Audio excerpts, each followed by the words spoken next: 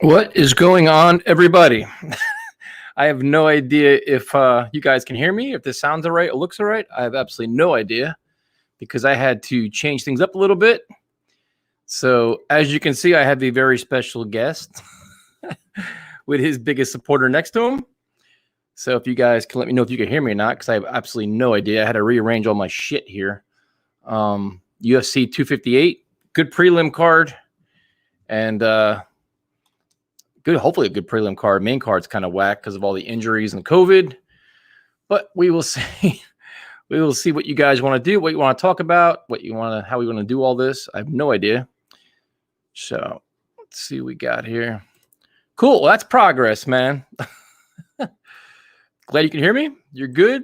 What we'll do is the link is in the chat. What's up, Afram? Link is in the chat. Anything you guys want to talk about, UFC. You got Burns, Usman, which is a phenomenal main event, but the rest of the card's kind of beat. Jim Miller, a Jersey guy going for a record. His fight was canceled with Green because he got hurt or sick. Prime time. Listen, man, it's suspect. The night before Valentine's Day, and all of a sudden he kind of says he's busy. So we'll see if he had a date. If he's doing something else, we have no idea. Let's see what we got. And this stream was Primetime's idea because I was like, it's not really that good of a card. I was like, bro, you got to do a UFC card, man. You got to do it. His idea, and he blows me off about an hour ago. So here we are, me and Legend, chilling out. I tend to agree. I'm not sure if he's lazy or if he's just big timing us. Maybe he's getting a little Hollywood like Tyrone. I have no idea. We don't know. Could be. I'm not sure about this because I was messaging with her a little while ago, but we're talking music.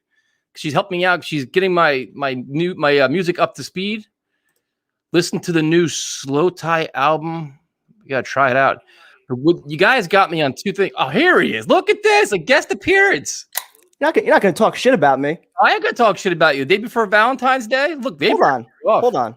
So didn't I say that I would do the main event? Who the fuck? So we need to go live at 12:30? I don't care about these prelims. These prelims suck. Dude, it's not about it's about us all hanging out. But this is how we start. Where is it at? Look right to the I'm top. actually working tonight, doing a ton of shit. Trying to actually get some articles together since I haven't written in like 4 months. Listen, man, they don't want to hear your fucking excuses. This was your idea. This stream was your idea. Yeah, I wanted to do the main event. I said, let's go live at 10 o'clock. Do you think they're gonna be like, all right, let's go live at 1 o'clock in the morning and do this? The main event's at like 12 o'clock. Your ass. You do like 11:30 to 12:30. It's just wasn't gonna have that slander. Listen, we're trying to do things here, man. Prime time should be suspended. Everybody was very insulted. It's a very angry group now. So now Legend stays. I think he's got to stay. That's fine. He's got Sam in the background, so that's cool. I did it for you, man. See, do I get creativity points for this shit?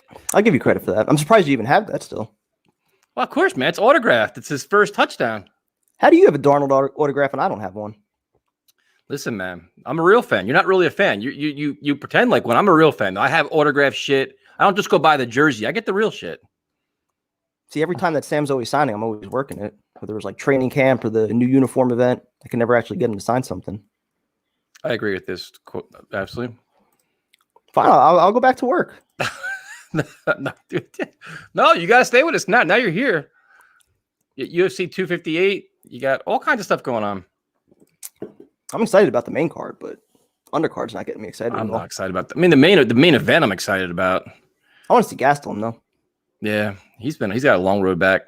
Well, he's on a 3-fight lose streak, but yeah. Well, he's had like the weight issues. And he's been fighting. He had Till, Adesanya, and Hermanson, right? And those three. So that's He's been fighting the best of the best. And the intriguing thing is what happens with Dustin Poirier and Nate Diaz. They're all talking shit. Justin Gaethje's talking shit. Tony Ferguson's talking shit. Connor's nothing's booked yet for Poirier, right? Nope. Supposedly, I thought they're saying him and McGregor for the trilogy was like the main thing they were talking about. And now they're saying like Angry Mac is coming back. Like McGregor's done being a nice guy to everybody and trying to be in the company soldier. He's going to be just back to being an asshole, McGregor, which would be great. I think it'd be awesome. That'd be awesome. Yeah, so the main card they showed us now, yeah, like the co-main, the Gastelum fight in the main event, I'm into. The other ones I'm just like, yeah, it's not really my thing. So thank you for all your comments on the music thing, dude. Prime time, I've been getting messages like crazy about rock bands, and I gotta check it out then. It's the two I like the most so far. I Prevail and Motionless and White. The two ones they gave me are Very good. Was this like a new music review or like just songs and bands that you recommend that last you night, already so I just listened gave to? a list of songs. Thanks for watching, by the way. A list of songs that I like and the Posted bands like I 3 like. fucking hours ago. Listen, I've actually been doing work today. So, see the one day you work or the last year, now you want credit for it? Well, no, I'm putting things in motion. You criticize my Instagram page and my TikTok page and not doing enough, short videos on YouTube. So I'm trying to get those things together. I'm editing clips. I'm trying to expand my knowledge on, technology and things like that. So that's what I spent all day doing today. All right, then we'll back off. So we posted. What I did was I did a video on bands and like the actual songs, like playlist songs. I will check and it then out. and then everybody's giving sending back their own songs and doing shit. So it was awesome, man. Yeah, we got to do the memorabilia show. That's definitely one we got to put on our list to do. Yeah. That and Titanic, we keep saying we're going to do. Yeah, but I think it's once we get kind of like this is, draft and free agency, we can start doing all that shit though. Emotionless and White Man was really good. And the I Prevail Man is just really good. So thank you for all the messages. I definitely appreciate it. It's really, really cool. Greta Van Fleet too. I actually saw Greta Van Fleet live in Asbury Park. They were phenomenal. Another one.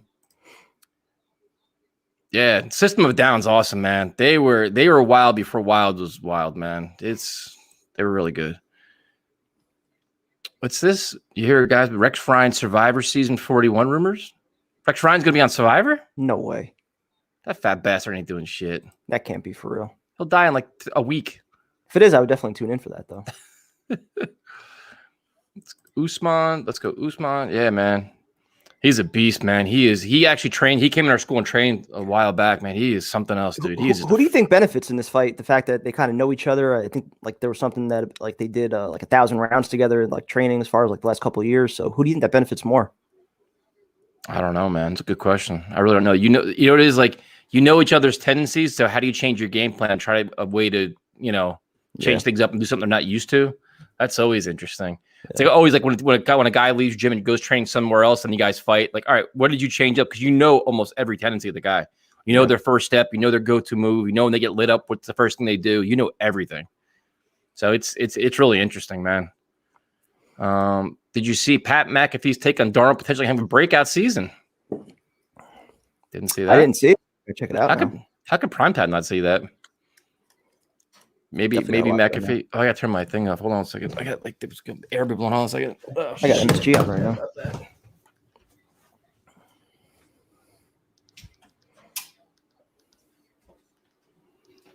It's on ESPN. All kinds of shit going on around here right now. Yeah. Fuck. All kinds of MSG shit on. Yeah, just how about showing. Derrick Rose last 2 games? I've been impressed, man. Yeah, I was involved against a little bit.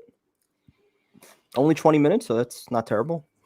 Legend is back because Primetime I thought was blowing me off, so I had to bring in my other co-host. It was very important. Code Orange, I gotta check them out. So you know what? We're talking music, so why don't we bring on our musical director, dude? So we gotta take Legend out for a second. We got a show tonight.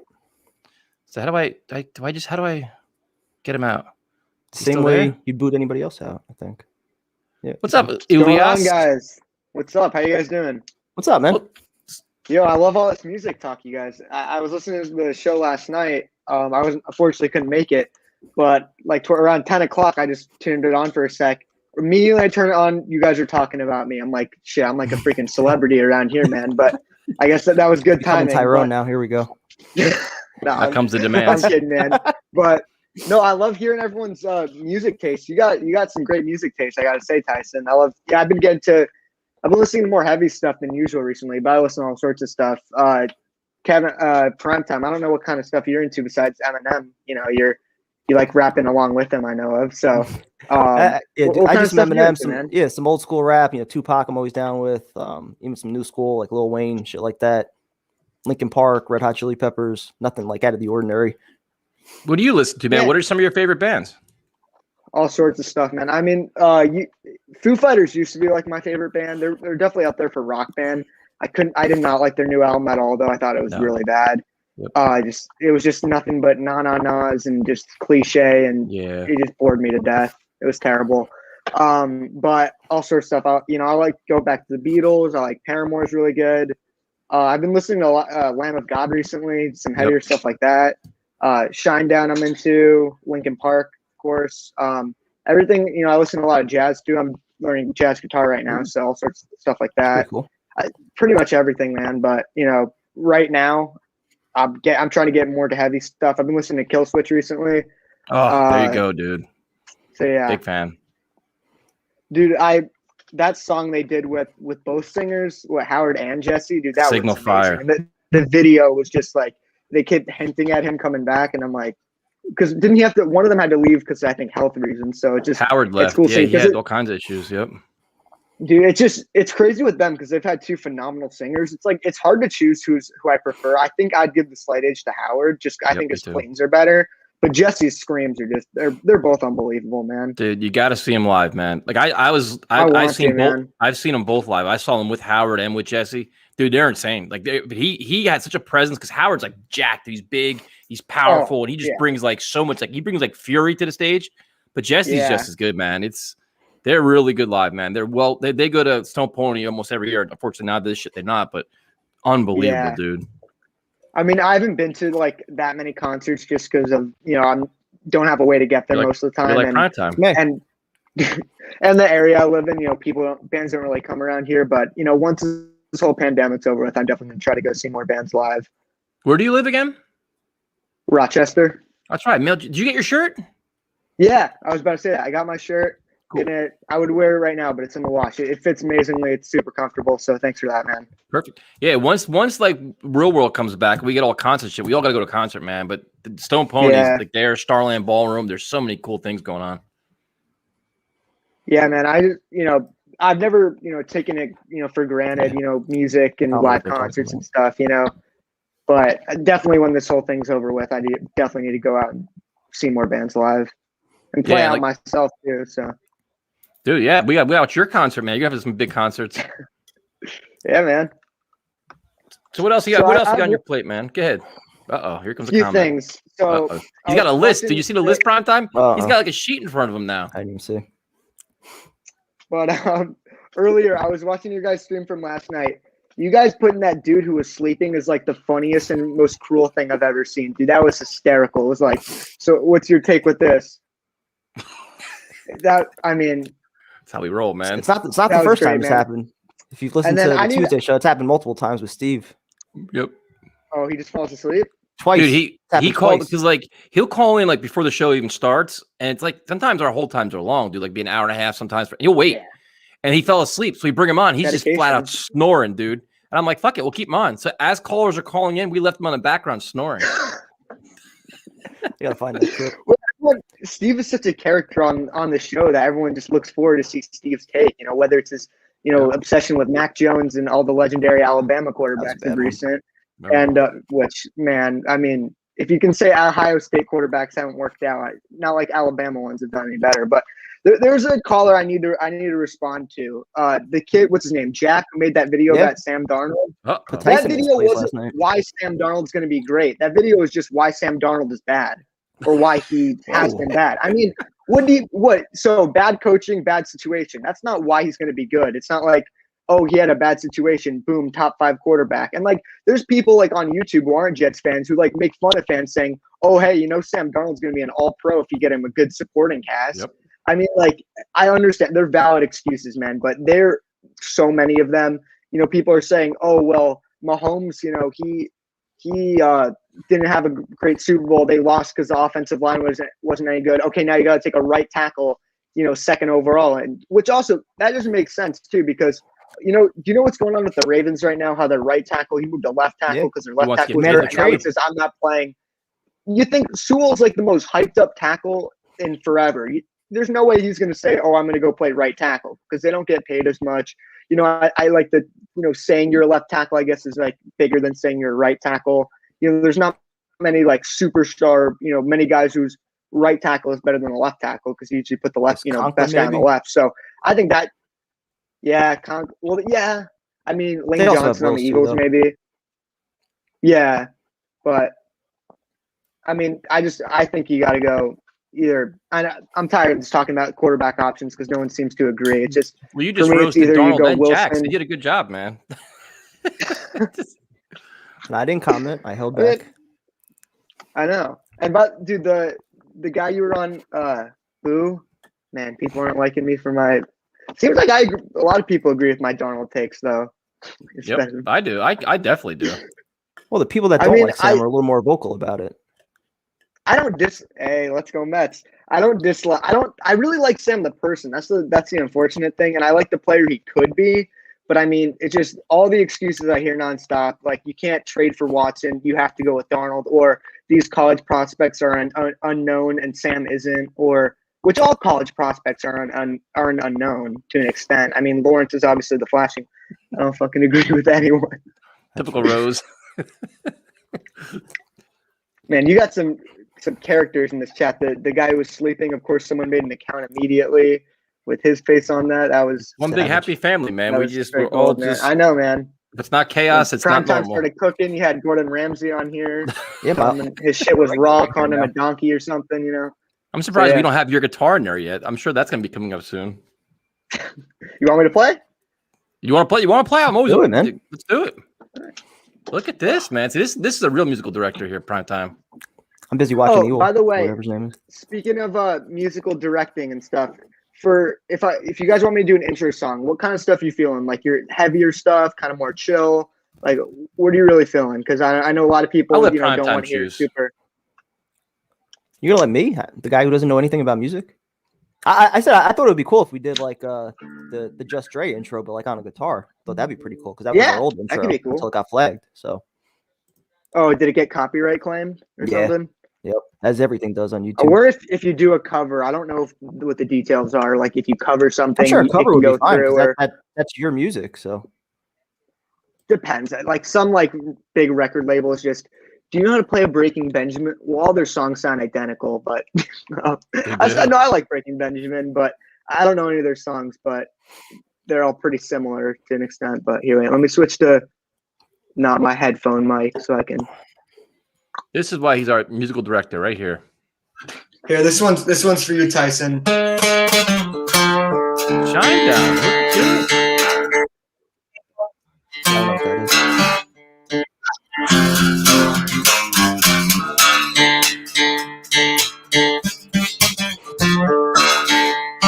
That was rough, but yeah, man.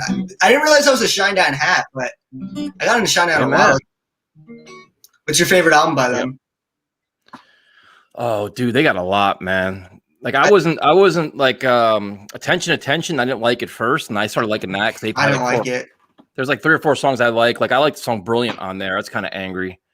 I like some of the older stuff more. They have a lot of good. They have like probably 2 or 3 good songs in every album. It seems like. Yeah, I'm more of like a Sound of Madness Amaryllis guy. Yep. Yeah, me those too. 2. I think there's a few songs on like Threat to Survival and Attention Tension are good, but some of their like overly like poppy songs, like what was it? State of My Head, I thought was terrible. Yep. What is it? The Get Up or something on the new album, I thought was just repetitive. Yeah, that was kind of like more. That was kind of more like their inspirational song. They're trying to be like more uplifting and kind of. They have a huge fan base, man. They try to be like. I mean, they've nailed it in the past with Unity. Unity's a great song, but I probably Amaryllis is probably my favorite as a full album. I really like. You know the song My Name by Shinedown? I've been really into that one recently. That one no one ever talks about. I don't think they play that live or anything. Kind of a deep cut, but that one's phenomenal.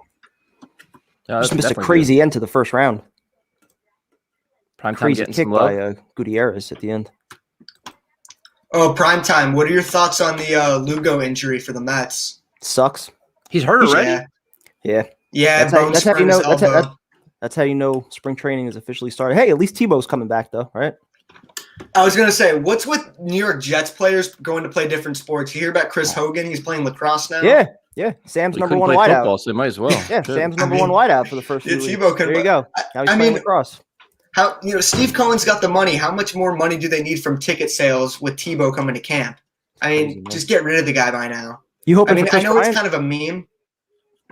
I'd rather trade for Matt Chapman because Chris Bryant, he's coming up for a contract, and you're gonna have to extend him, Lindor, and Conforto, Syndergaard, maybe even Stroman. Yeah. Like I don't want to get a guy with expiring. He's a great player, but also they're asking for Alvarez, the catching prospect, which I'm not giving him up. Yeah, but if I had to trade for anyone, I would trade for Luis Castillo, the pitcher from the Reds. He's phenomenal. Maybe he's a permanent member. He's a permanent member, man. He's our musical director now. He's part of the team. Jets fan wants Sam. Enemy of Jack. He's perfect. He meets all the criteria, and he argues with Primetime. How could you beat that? What's your next song? Come on, give us something. Man, what do I?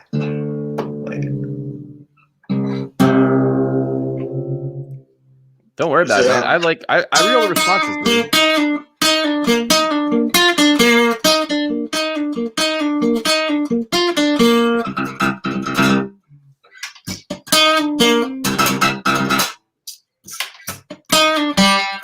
Oh, I know that's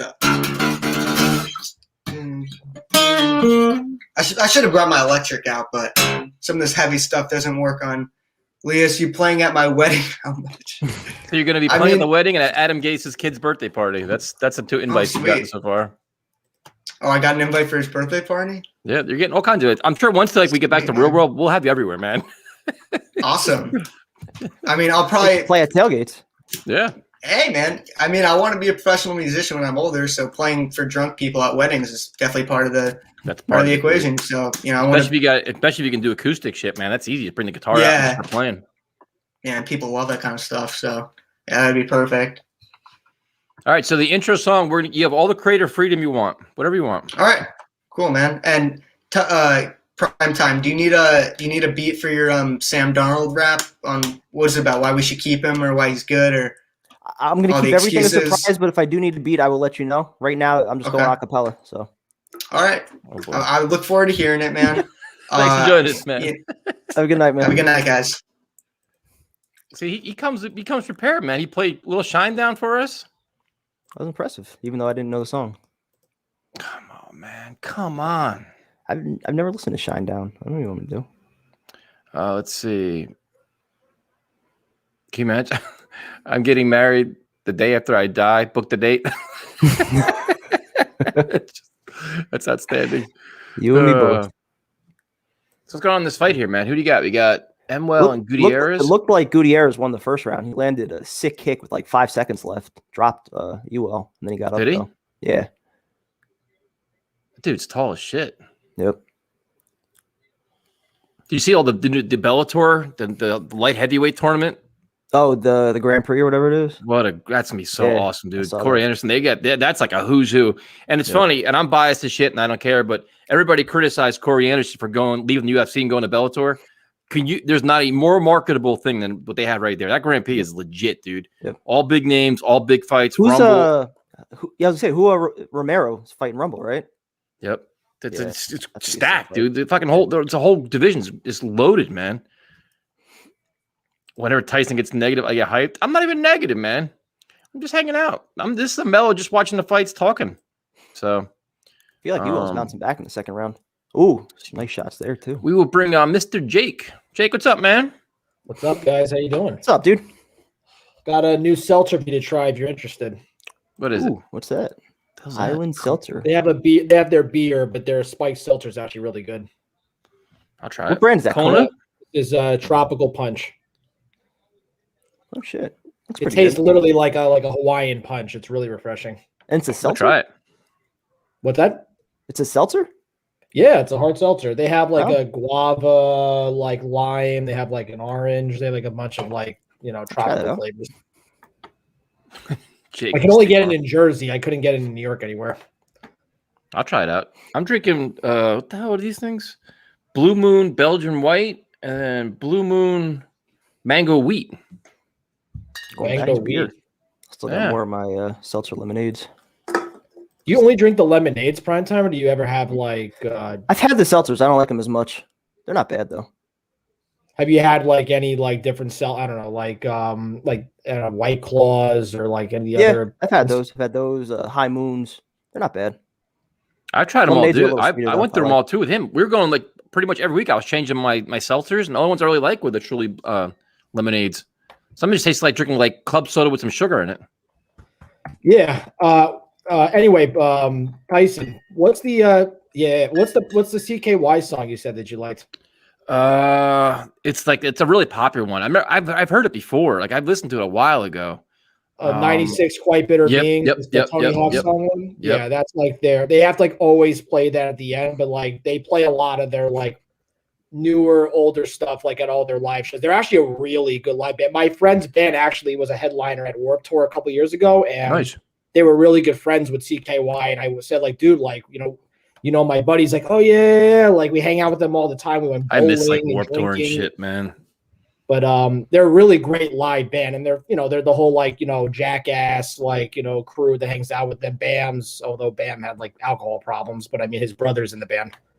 All bands do at some point. I think they'll go through that. They on the rise up, on the way down, they all have drinking problems, drug problems, then they come back up with a new member, and they all go back down again. Yeah, they went through like 3 bassists in the span of like 5 years. I don't know. Yeah, like you said, every band just goes through their transitions, or they just get tired and like. Yep.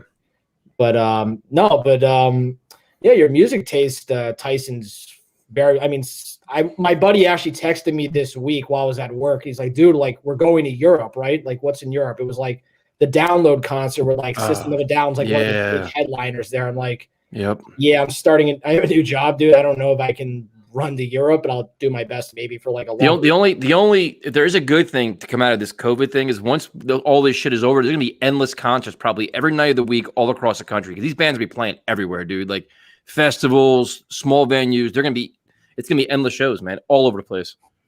Yeah, actually, I know you said you're a Killswitch fan, right? Mm-hmm.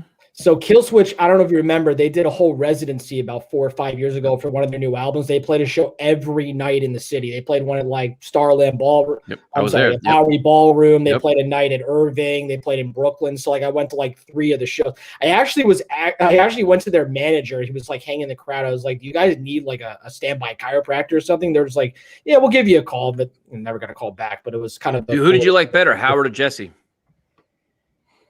You know, Howard, I really got into them when Howard was the singer. So I really, and I said in the chat, he sounds actually just like Seth Rogen. If you really listen to an interview with him, it's pretty identical, the matching voice. But Jesse's a humble guy. He admitted, he said like I was screaming way too much and it kind of fucked everything. Kind of like Shadows from Avenged Sevenfold. He admitted he's like, I fucked my voice up so bad screaming. So he had to like dial it back, and you notice now it's got like a little more like harmony in his voice now than just like, you know, I want to kill, die, whatever the hell is like his voice half the time. Howard's voice is so fucking powerful, man. It's crazy. Yeah, and he did a band with Adam D, who's their guitarist. And wait, did you ever see the clip of Adam D on The Price is Right? It's hilarious. Yep, it's awesome, dude. He like won a car, and he's like jumping in the car, like when it was so funny. A lot of Yankees Mets anger in the chat. What the hell is going on? We're gonna have to do a Let's Talk Mets edition. Gutierrez looks like he's winning this 3rd round. Landed some vicious leg kicks. You guys like any techno rave dance music? I like EDM. Like I put on like when I go running, I put on like Hardwell, like the Hardwell station, and just run to him. But I love all that shit. What about you, Primetime? You get your groove on with some dance music? Not really. He's so just nope. He said he's never been to a live show before. How is that possible? There was actually one that Jay had tickets for that he took me to. I forget the name of the band. They're actually pretty popular. They're just older. There was that, and then 2 times I went to the Z100 Jingle Ball thing. That's the only music I've ever seen live. Yeah. That was like back when I was in high school. 20,000 screaming kids. Pretty much. I mean, I was in high school. So I was one of them. Like Kanye was there, a few others, but oh really? Cool. Yeah, it was kind of cool. So you've seen shit then? Yeah, but that was like 15 years ago. Wait, I need your advice, guys. Do you think Burns is going to do it tonight? I think it's going to go the distance. I think it'll be a close fight, but my koala needs a chiropractor, just in case you're wondering.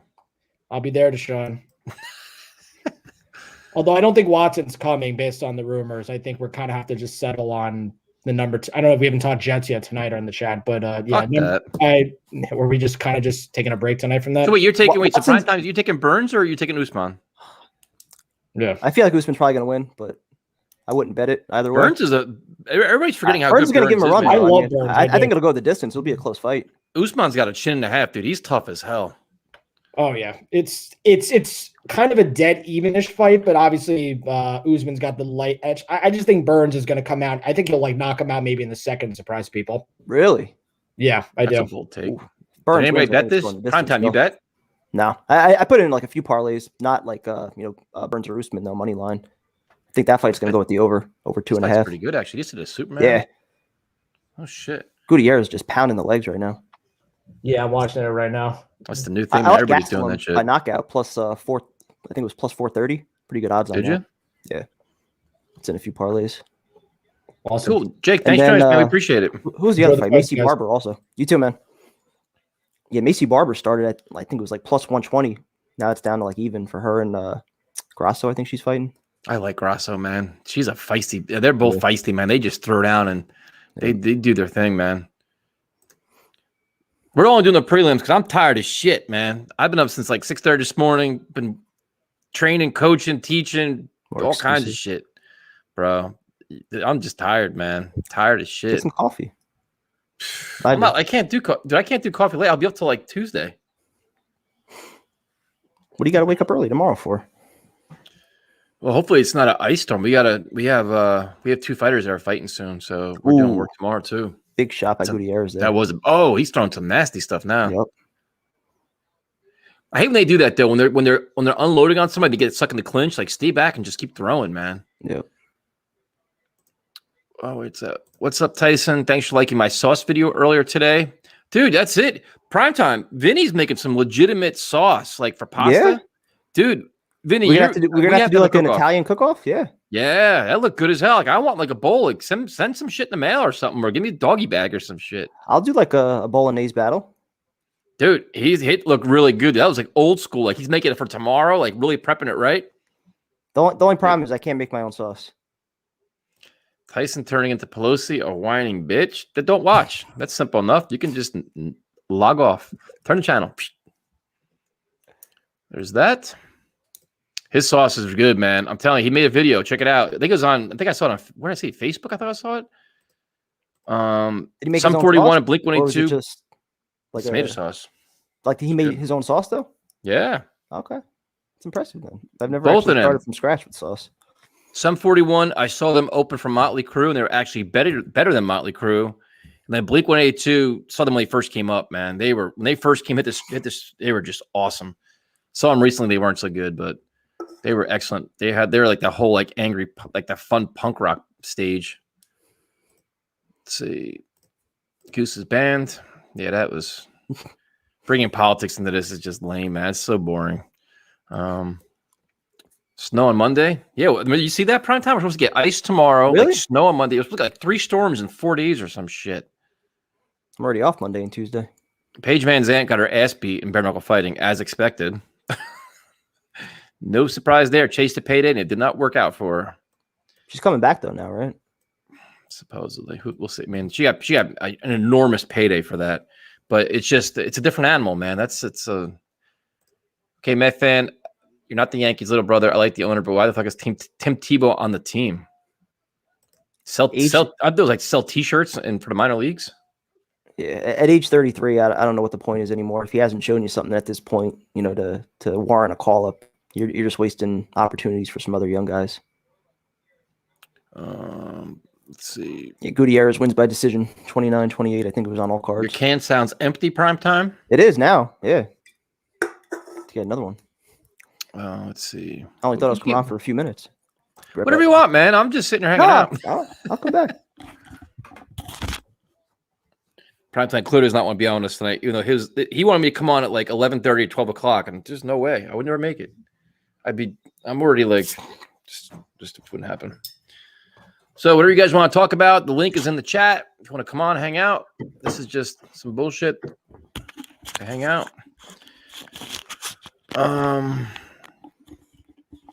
Yeah, Paige is having a lot more success on her OnlyFans. She's smart, man. She's marketing those good looks. Yeah, dude. Definitely. Let's see. He did play football. He played for Florida. He played for the Jets. He played for the Broncos. So he's played a bunch of places. He had a few moments where he looked all right in AA, but we got Andres. Oh, snap. What's up? Oh, am I on? You're on, man. With your beer in hand? What's going on, man? Are you like in Primetime's house or some shit in the darkness over there? Yeah, I'm in his bathroom. Drinking in the bathroom, that's awesome. Like me in college. Hey, cheers, guys. Thanks. Where are you at, man? I'm in Wanacue, New Jersey. I'm right by nice. Primetime. I'm like a half hour away. Nice. Not bad. Awesome. Yeah. So why the hell are you in the dark? You just watching TV? I'm watching the fights. Wait, you got a TV in the bathroom? Pounding beers. TV's right in front of me. I'm on my iPhone right now. Oh, there you go. Yeah. So what are you up to, man? What are your thoughts? UFC, sports, anything? Well, I bet Kelvin and Usman in a parlay. There you go. As far as you went Gastelum straight up, or did you pick points or knockout? Well, there's a parlay on FanDuel where it's plus 150 for Usman and Gastelum to both win. Okay. So I just bet that. As far as the Jets, I was gonna ask. I actually saw Zach Ertz. They may trade him or release him. So what are you guys' thoughts on looking into him? No. I mean, would he want to come here? How old is he? How old is Ertz? Not that old. I think he's like 30, 31 maybe. I mean, Zach Ertz. Look him up. Look up what 30. his contract is. Look at how old he is. Wasn't he hurt 30. too? Yeah, I mean, I wouldn't take him on. I think he was unhappy with the way he was being used this year. I think the whole Eagles team is unhappy at this point. Oh yeah, that's what I'm saying though. Whether it's him or a guy like Hunter Henry or Jonnu Smith, I'm all about bringing a tight end in here. Dude, how much would you pay? Would you pay big bucks to bring a tight end in here? I mean, you got Ryan Griffin, man, and you got Chris Herndon. Well, Herndon's on the last year of his rookie contract, and as a 4th round pick, he's making shit. Ryan Griffin, I'm pretty sure they can get out from under that contract if they wanted to. Million. Yep. Yeah. So if you can get your guy in here, I'm about it. Over Sam. Sam's got. Well, I'd bring Herndon back though, but not as your number one option at tight end. Oh no, absolutely not. I agree. Even a guy like Njoku, you could even potentially bring in. He's probably going to be a cap casualty with the Browns. They already signed Hooper, and he's from Jersey. Yep. So I liked Njoku too when he came out. I was a big fan. I wanted him just to get him. Yeah, so he'll be 31 in December. I mean, he's a legitimate. He'd be an excellent weapon for a young quarterback, I guess. I mean, what do you want? With all the talks, I mean, sounds like everyone's high on Zach Wilson because Tom McShay's throwing out smoke signals that they're gonna take him at 2. Oh, they're throwing out so much bullshit right now. The thing is, it's February 13th, dude. You know how much more bullshit we're gonna hear till the end of April? Oh, these stories and mock drafts are gonna change 35 times until then. You can't believe a word you read right now. None of it. Yeah, I'm over the Deshaun talk. I honestly don't. At first, I was like, I think he's gonna come here, but as things go on, I think the Texans are gonna play hardball, and they're gonna be like, "You're not going anywhere." Because I think he's still gonna be stuck. It's a tough game to play, man. I mean, I think, like I said, right now nobody's losing anything. Deshaun Watson's not losing any money. They're not losing anything. Just now, it's just all talk, man. Until you get to the draft, and actually something's gonna be lost where they can lose compensation until next year. That's right, prime time. And nobody's getting suspended, nobody's getting fined, nobody's losing shit right now. Until you get to the draft, and the draft happens, and they can't get the instant return this year. That's when shit starts changing. Yeah, that's the biggest risk that they play is if they're in love with a guy like Fields or Wilson. Are they willing to pass up that opportunity with the hopes that they can repair the relationship with Watson? I think over the next couple of weeks they need to figure out whether or not this is something that could actually be repaired. By the looks of it, I don't think it is. And, if Watson's just, if he's willing to call their bluff and not play, you almost have to deal him. And that's usually how these situations end up playing out with a star player. That's good value for Ertz. I didn't know that he's only making that much. 8.2 for Ertz. I mean, even if you get Ertz on a short-term deal, we don't have to pay him big dollar. I know he's been very injury prone. So even if you get him on a 2-3 year deal. Are the Eagles trying to trade him, or are they just going to release him? Well, I just saw on ESPN they're trying to look for offers for him. If not, they're going to release him. Well, I think the Eagles are in cap hell, aren't they? Don't they have all kinds of issues with their cap? And there's a bunch of teams that fall into that. Especially with Carson Wentz too. That's a mess. If they trade him, what the impact of that is. And no one's trying to give him a 1st-round pick for him. And that just shows you how fucked up the media is, though. There was a foregone conclusion. It was Foles, Tariq Cohen, and a 1st-rounder for Carson Wentz. Done deal, be announced by Tuesday. It's been 2 weeks since then, and not a goddamn thing has happened. Nope, nothing's changed. That's why I don't believe that. Adam Schefter saying, Sam Darnold. Whatever happened to Adam? I think I've been drinking a little bit. Whatever happened to Adam Schefter, dude? He used to be he used to give just news. Now he's giving out speculation and bullshit, promoting other sports. He's not even you know what I mean? He used to be the NFL guy where he gives you exact details. Now he's floating rumors out too. Yeah. With the way that Sam played, I don't see how one team's all right, we're gonna give you our 1st-round pick for him. He didn't play good. I mean, he had his moments, but for the most part, he never played. He never had a solid game. The only solid game I saw was when he played the Packers last year, and they were in overtime. It's 2 years ago. Yeah, that was a great year. But aside from that, he hasn't really had a solid game after that. It's interesting. It's just The so weird. The final quarter of that year, he looked great, and then he went backwards to start with Gase, and then he finished off that year strong, and then last year was just complete shit the entire year. So, but I just think this year, like as far as free agency goes, like we should be very offensive heavy. Like we haven't had a good offense in years. So I would love to get. I saw reports on maybe getting Marlon Mack from the Colts on a short. He's coming off injury though, man. Even if he's not, but take a flyer on him. But he's. I don't want Usman. Holy shit, he looked ripped. They're gonna sign somebody at running back. No, I missed it. Fuck, he looked ripped. I see Burns. I'd like to get Ty Johnson back. Ty Johnson, I think he's back, man. He's under contract. Oh, he is. I thought he was a free agent. Well, that's good because I mean, Adam Gase, they had the one game where him and Josh Adams went for 100 yards, and they both got benched. Then it was back to Frank Gore right after that. I'm like, it didn't make any sense to me. Andreas, thanks, Joyce, man. We appreciate it. Hey, have a good one, guys. You too, man. Have a good night, man. That's interesting. I didn't even think about Zach Ertz, to be honest with you. I really haven't put a lot of thought into the tight end position. That's a really intriguing idea. I was starting to look at some names last night as far as like cap casualties go. You know, like the Saints, they're another team that's ridiculously over the cap. So there's a bunch of guys they might be getting rid of. I've seen the Falcons. You know, they might have to try and trade Grady Jarrett. Heard his name pop up. So there's some. And then you said there's like 12 edge guys that are like legitimate edge guys that have like a sack background. Like they're legitimate pass rushers. Like 12 of them going to be available. And a lot of them coming off down years too. Yeah, dude, it's funny you say that because some of the names that we've been tossing around, we're like, oh, you got to give them like $17, $18 million a year. They have like 8 sacks, 6 sacks, 7 sacks. It's not like those, you know, like the Von Miller years where he's getting like 22, 23. They're getting like 6 or 7 sacks. Oh, you got to give him $20 million a year. Like fucking based on numbers, you don't have to. Yeah, Jordan Jenkins was a 7-8 sack guy for 2 years in a row before last year, where he was pretty much hurt the entire year. This fight coming up is gonna be pretty good with these 2 chicks. Who's fighting? I think it's is this the Martin and the Brazilian woman? I think this is gonna be a good fight. This one I'm thinking it is. Jay was just trying to call me. Should I put him on live? We got Anthony. He's wearing your what is this shit? There we go. Listen, come on, man. Okay, hold on. Time out. I'm the guy. I coached one time. I was 500 pounds. I've lost 200 pounds. God bless you, That's dude. awesome, dude. Weight loss surgery. This was the first jersey I could ever buy and fit in, and now I have to wear. That's awesome, dude. Like we got to keep him now. Yep. Yeah, but no, I just want to tell you guys, like, I love listening to you guys. I live down in sunny Florida.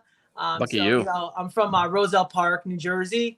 But, you know, listening to you guys is kind of like being on the street corner with my friends back in the day, just talking trash about the Jets and the Mets and the Yankees. And I love it so much. And, you guys got to come down to Florida, man. I'm getting ready to go to karaoke tonight. You know, there's no masks anywhere. We just have fun concerts.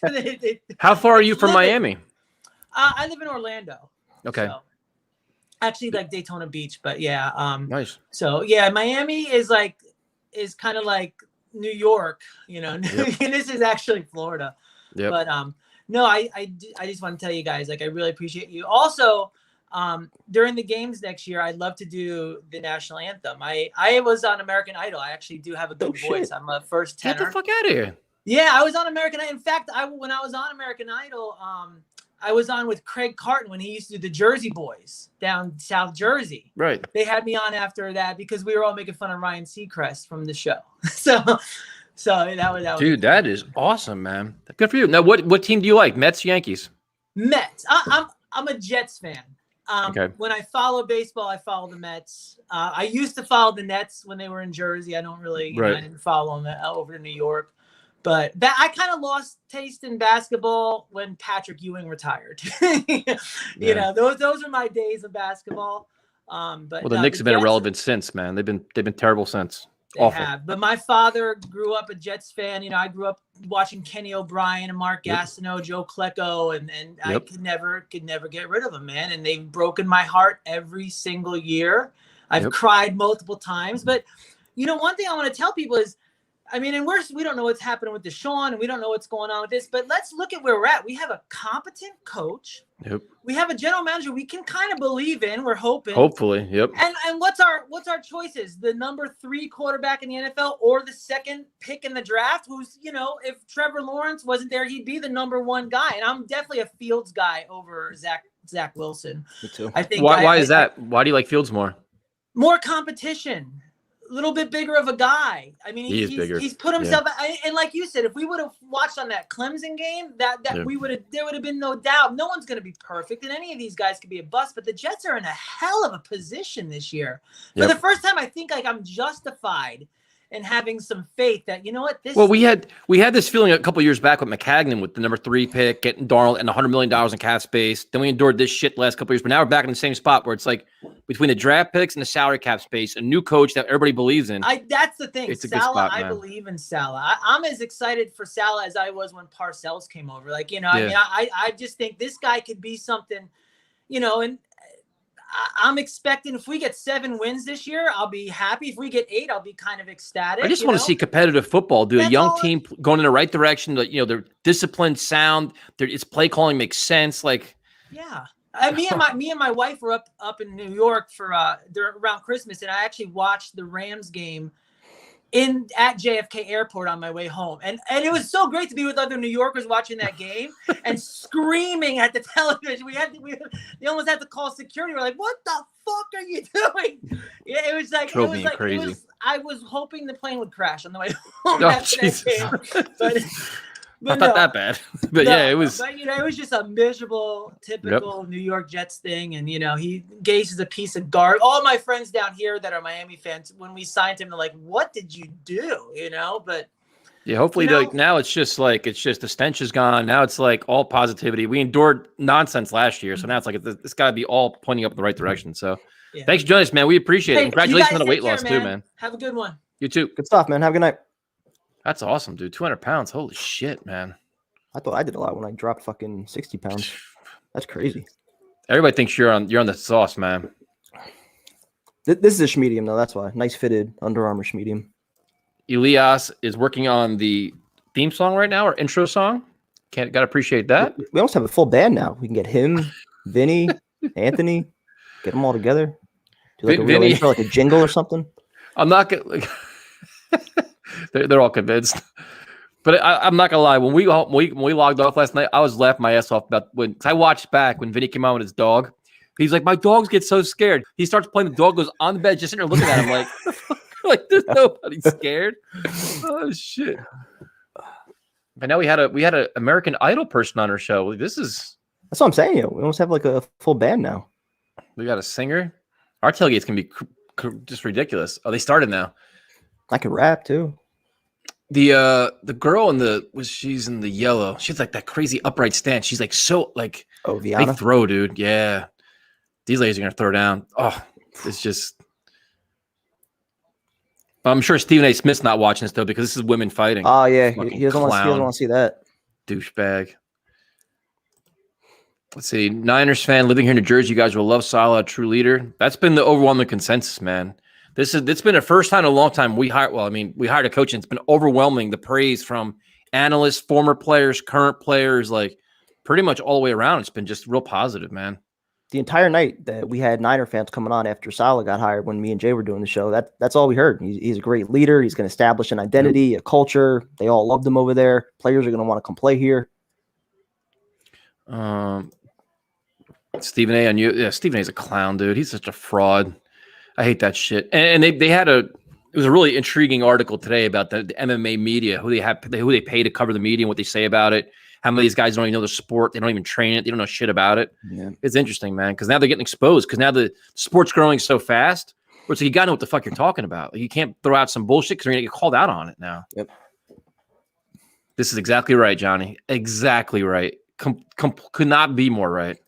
That take on the women, dude, pissed me the fuck off. It really pissed me off. I think that ESPN or Stephen A. just thinks that because he could do boxing coverage that he could just transition seamlessly over to MMA when it's a totally different sport. So and then he released that fucking video. Almost. He released that video of him trying to throw uppercuts, his hitting pads. It's terrible. Fucking horrendous, dude. I throw better than that. We all throw better than that. Come on, man. Dad, I'm just surprised we didn't hire Brian Schottenheimer. Apparently Russell Wilson's still pissed about them firing him. Who's worse, Stephen A., Kelderman, or Greeny? I hate Greenberg because I hate when somebody acts like they represent the fucking Jet fans. He acts like it, and he's a fraud, dude. All of them suck. Yeah. Definitely a tailgate party. There's no doubt about we're having a tailgate party. We need all this chaos in a parking lot drinking beer. But I think at this point, what we have to do is we have to have a night before the game party and then a tailgate party. We can't just do like it to the tailgate party then. Just don't go to sleep, dude. That's true. That's what we did in Buffalo. That didn't work out too well. We played beer pong till like 4 a.m. Later than that, it was like 6, and we got up at like 7:30, like an hour and a half sleep. Have you ever listened to Joe Rogan's Fight Companion podcast? I listened to whenever, I listened to a bunch. Break her arm. It looks like Jesus. She's tough as shit, man. Oh, damn. She got to roll. Oh. She was not even locked in yet. How's she not tapping? That's it. How'd she not tap it? Why'd she wait so long? I don't know. Oh, man. My wife earlier said, no prime time, no sex night. What's that all about? Must be something you're doing wrong then. All this time I was thinking Greenberg was the voice of Jet fans. My bad. No. He pretends he is, though. He acts like he is. He's not not remotely close. He's a clown. Who are your guys' favorite analysts? Like if you're looking at like a draft analyst or like football analyst, like who do you guys follow? Like who do you like? We've been fortunate because a lot of these our at Talk Jets Radio, we've been blessed because a lot of them follow us. And I look at them like, fuck, this guy's got great analysis. Then they'll send us their videos and shit. Yep. But who do you like prime time? I mean, Jeremiah, Bucky Brooks, Ron Pickett, who joins us. I think his stuff is always good. A lot of guys There's out there. A bunch of guys, man. Yeah. There's a lot of new ones, man. Thank you, man. Connor's good. We have Connor on a couple times, man. He comes on. Yep. Matt Miller is getting roasted for Orlovsky. Orlovsky's good. Matt Miller's getting. Trust him. Brian Boldinger's good for the pro stuff. Yep. Damian Woody and Keyshawn, they're more. The problem with Baldinger though is that I feel like he doesn't criticize any of the prospects. No, it's always positive. Exactly. Like even Trayvon Wesco, he was baby Gronk coming out. Yep. Like Mel Kiper's just been awful. Some of Mel Kiper's takes, it's like the sport's passing by a little bit. I think he's not. Maybe it's technology. I'm not sure what it is, but it's just passing him by. Him and McShay both. Yeah. And and I think it's a credit to technology, man, because now you have all these people that are hungry studying the sport, that are putting the work in and can break down it. And here's your, you know what I mean? Like, there's a time when we relied on Mel Kiper. Like, dude, I was like, when Mel Kiper released his draft board, I was like, holy shit, like, this is Mel Kiper's insight, or McShay, or like, we only had like 2 or 3 prominent people. Yep. And now all these independent people, like almost like YouTube now with like Jet fans. Now you have like more specific things that you can believe in more because they're more. And they react with you. Like they talk to you. Like you could if somebody posts a video like Brett Coleman or all these guys. They'll post shit. He was a big fan of Hackenberg though. He's one of the reasons I jumped on the Hackenberg train. But like a lot of them, they'll like you can ask them questions like, listen, you post this, but what about this? And they respond to you. You can have like a real good conversation about it. Where Kiper and these guys, they throw out the hot takes to get their fucking money and they go home. That's twofold though. You also have a lot of fans now that just put out a couple videos and think they're experts on the draft. Like we'll do some videos and I'm still doing a whole bunch of draft stuff, but I'm by no means an expert. I mean, I watch a limited amount of stuff, so I'm not going to claim to be. But you have a number of people out there that I feel like they watch a few highlights, a few clips, and now they're fucking Mel Kiper or whoever. Dude, so that should become a little annoying. You're setting me up. I know you're throwing me this meatball, aren't you? You're throwing the softball right in the air right now. Because I had a couple beers in me. I haven't had beers in a while. I'm on the hard shit tonight. Because what happens is everybody, and listen, like I said with Jack last night, I respect anybody that takes time to put themselves on video and give any kind of analysis or putting anything out there, because for whatever little positive feedback you get, you're gonna get 80 million trolls. Yep. So what we get is a lot of people like, yo, bro, I just did a breakdown video. Why the fuck aren't you watching it? Okay, we'll watch your X's and O video, and 9 out of 10 times it's some horseshit. It's like a YouTube highlight. Here's Zach Wilson's throw. It's a dart, dude. Okay. Let's break down his bad throws and what went wrong in the bad throws, because I'm more impressed by saying when a play breaks down, he throws an interception or a fumble or whatever. Where'd it go wrong? Like what mistakes is he making and how did it progress? If that happened in week 2, did the same thing happen in week 9? Like show the whole transgression. Don't always show me the good plays. Show me the bad plays too. They're like, you're negative. No, I'm not negative. But if you're a professional quarterback or a top level quarterback, you're going to have a great highlight reel. They're all going to have that. But show what the mistakes they make and what's the problem with them. Well, that's another thing with Twitter. I mean, you can literally put together a 45-second montage of every single quarterback in the NFL and make them look like Peyton Manning or make them look like shit. Yep. Sam Darnold has plenty of highlights. If I put them together, he'd look amazing. He's got plenty of others. If I put them all together, like the one that Tyrone tagged me in where he looks like shit. Yep. So, I mean, it's all really about the narrative that you want to portray to your followers, I feel like. Yeah, and the one thing is, like, if you want to justify your argument, I guarantee you at some point PFF had that person ranked great. Yep. Like the one Brandon Shell. Dude, the one stream we did, I ripped, I think it was Van Roten and Lewis and somebody else. I ripped them. Yeah. I was hammered too, but whatever. I don't give a shit. So then some guys like, dude, PFF had them ranked the third best guard in football on Sunday. I'm like, how in the fuck is that possible? Because the eyeball test, actually watching the game, like, I don't know how they even look at it. Like, the stat may tell you something. We actually watch the games. That was the conversation it seemed like we had every single Tuesday where, like, we would watch the game. Brandon Shell would get beat at least 2 or 3 times every game bad. And then somehow he was always like top 5 PFF, or his grade was over 90 every time. I'm like, how? Yeah. So whoever your favorite analysts are, and if you have like really good college analysts, we'll try our best to get them on. You know, we have a lot of bunch that we try to get on. We get Connor on, Jeff Lloyd. We've talked to Tony Pauline in the past, who's really, really locked in, man. Tony Pauline's got a lot of really good sources. Yep. So this is a big victory for her. Good for her, man. I don't know how that girl didn't friggin' tap, dude. Like, why? She hung in there for a while. That's crazy. Joe Klatt. What's the next fight in the prelims? Let's see. I think there's one more, right? Don LaGreca. Primetime likes Don LaGreca, I think. I've kind of been turned off a lot by the K show. Any sports show that like really starts diving into politics and shit, it turns me off. Like that. That's one of the reasons I love like doing all this. We never ever like go into that space, and I feel like more and more now, like whether you're talking ESPN, which is more left, or WFAN, which is a little bit more right. Like I hate when you start mixing politics into sports and shit. So that's just a big turnoff for me. Well, the thing too about LaGreca lately was he's been talking about how he should be on, his name should be on the show name, and he should have his own show and all this other stuff. And like, I thought that was more of a joke. I don't think so, man. The one day he got heated about it. Oh, really? Yeah, he was heated. He was like, you know what? He's like, you guys think it's all fun and games, but I do all this hard work, and not getting recognized for it is not cool because my paycheck. Yeah, he went off, dude. Really? Yeah. Somebody sent me that clip. I gotta see that. Yeah, it was probably. Fuck, it had to be a couple weeks ago, but they were talking about the topic, and he was like he stood up for himself. He's like, listen, he goes, for my career and my resume, he's like, do I want to say I'm on the Michael K show? Like, I'm on, like, it's right. It's exactly what he said. It's the exact words. Every other show, it's Carton and Roberts, Maggie. That's what he said. No, it's so if he's a second voice on it, you know, Boomer and Geo, all these things. He's like, he goes, when people talk to you, hey Don, how you doing? How's the Michael K show doing? Yep. It's a kick in the ass, dude. He's like, he goes, will I ever leave? No, but he goes, if you think it doesn't bother me, you're crazy. But it was like a 45-minute rant. So I'm like, all right, we get it bothers you, dude. But yeah, I gotta check. I didn't see that one. Yeah, no, it was interesting because he was like being real about it. Yeah, New York Sports Radio, like, what's up, boys? Anybody I should bet on tonight for the UFC fights? Primetime likes Gastelum. Well, to say, yeah, I like Gastelum, especially if you want to go with the knockout at plus 430. I'm leading with Macy Barber. She started out at plus 120. It's pretty much even odds now on both her and Grasso. So I'd lean her. And then I want to bet Burns. I think it's going to be a close fight, but just Usman's got the experience, so I want to give him a slight edge there. But if you want to take the over 2.5 rounds, I think that was like minus 250. So if you want to like parlay all 3 of those, you get pretty good odds. The Dodgers got to be kidding me right now. What'd they do? Dodgers do something? What they do now? They already signed Bauer. How much more money do they have? They do something? What'd they do? Look it up, primetime. Oh.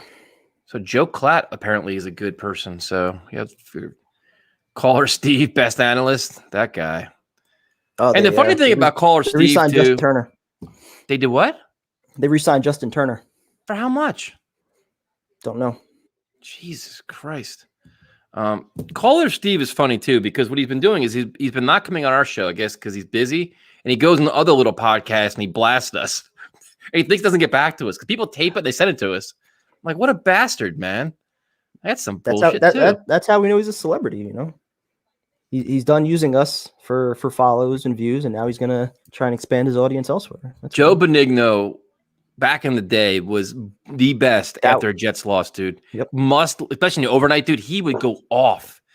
My like dad legendary shit. Yeah, my dad for 25 years, he worked the overnight at UPS. So he would leave, there was a period of a number of years where he worked from like 3 a.m. to 7 a.m. A number of other years where he worked from like 12 to 4. So whether he was about to leave or, get home at the end of the night, there was a period there, middle school through high school, where he'd always wake me up, like when Beningo was going on like an epic rant after a bad loss or something like that. So that was kind of my intro to a lot of sports talk radio stuff. And like, unlike like Mad Dog and Mike, all those guys, he would be the voice of the Jets. Because he would say exactly what, because like he'd be in the parking lot drinking with us, dude. He'd be at, like, you'd see him in the parking lot at the game, at the stadium, the upper level. You'd see him there. So you knew he was part of what, like, he felt the anger we felt, and it was legendary, dude. It was just like, it was great. And then, over the years, he kind of, was not as vested anymore. It was more into golf, and still a great fan. But there's like, is there a show now or a New York voice now that represent? I was saying, like, the old school Jets post game with him and Ray Lucas, like that was always good because they didn't hold back at all. Now, I mean, Bart Scott says some stuff. But, he'll go in a little bit. They all kind of hold back. But is there a show or a New York broadcast that really represents the New York fans, like give you like the true opinions, or is it more they all have agendas, or they're all kind of bought off by the teams? Because a lot of times the teams are on their channel, so they kind of sugarcoat certain things, they avoid certain things. Yeah, no, but like, is there like, Brandon Tierney? I'm not a fan of Brandon Tierney. Sorry, nope. He used to have a good. He flip flops a lot now. He I don't know. He got a little. I think he got a little too big. I like him more than some others. But. Yeah, like I like guys just keep it real. Just be honest, dude. And like, but you see when certain things sway a certain way, they'll just follow the wave, dude. Like they don't have their own opinion. They just like, oh, if the fans think this, I'm gonna think this. If I don't agree with it, fuck that. If I don't agree with it, you just say it. Yeah.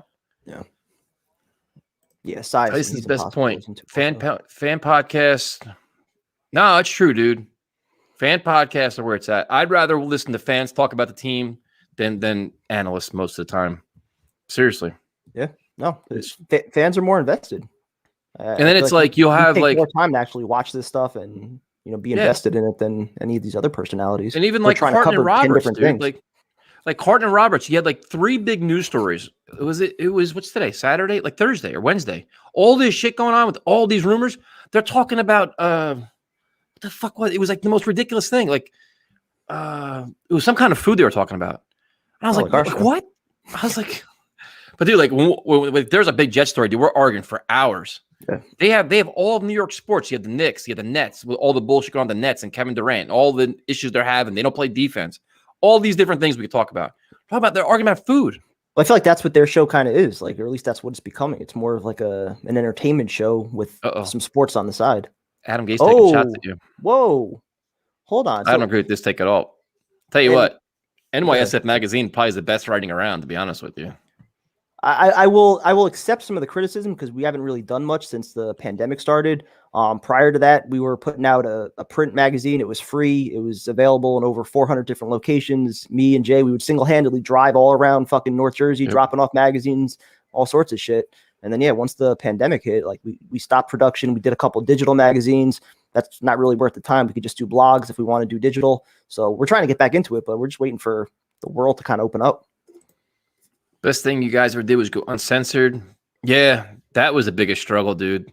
Yeah. Because the thing that would bother, I'll be honest, would bother me the most is that we do these fucking shows and not curse and be like this, and then we go hang out with everybody at a game, and they're like, bro, you guys are nothing like what's on your show. I'm like, dude, this is what we are. Like, we sit, we drink beer, we curse, we talk, we get angry as fuck, we throw shit, we break things, and we have to go on the show and act professional and be like, thank you for your call. And that take is very poor. Like, I think enough people saw through it too, that we were trying to hold back. We were trying to be something that we weren't. And once we started kind of opening the floodgates to all this stuff, I think it definitely improved the show.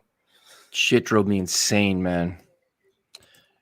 I love when Mad Dog gets pissed off. I like the old Mad Dog when he used to get angry at the Giants. When he used to just flip his shit. That was funny as hell. Him leaving is what's that? The Saints are $65 million over the cap? Somewhere around there. Yep. Jesus. They have ways to get just about even, though.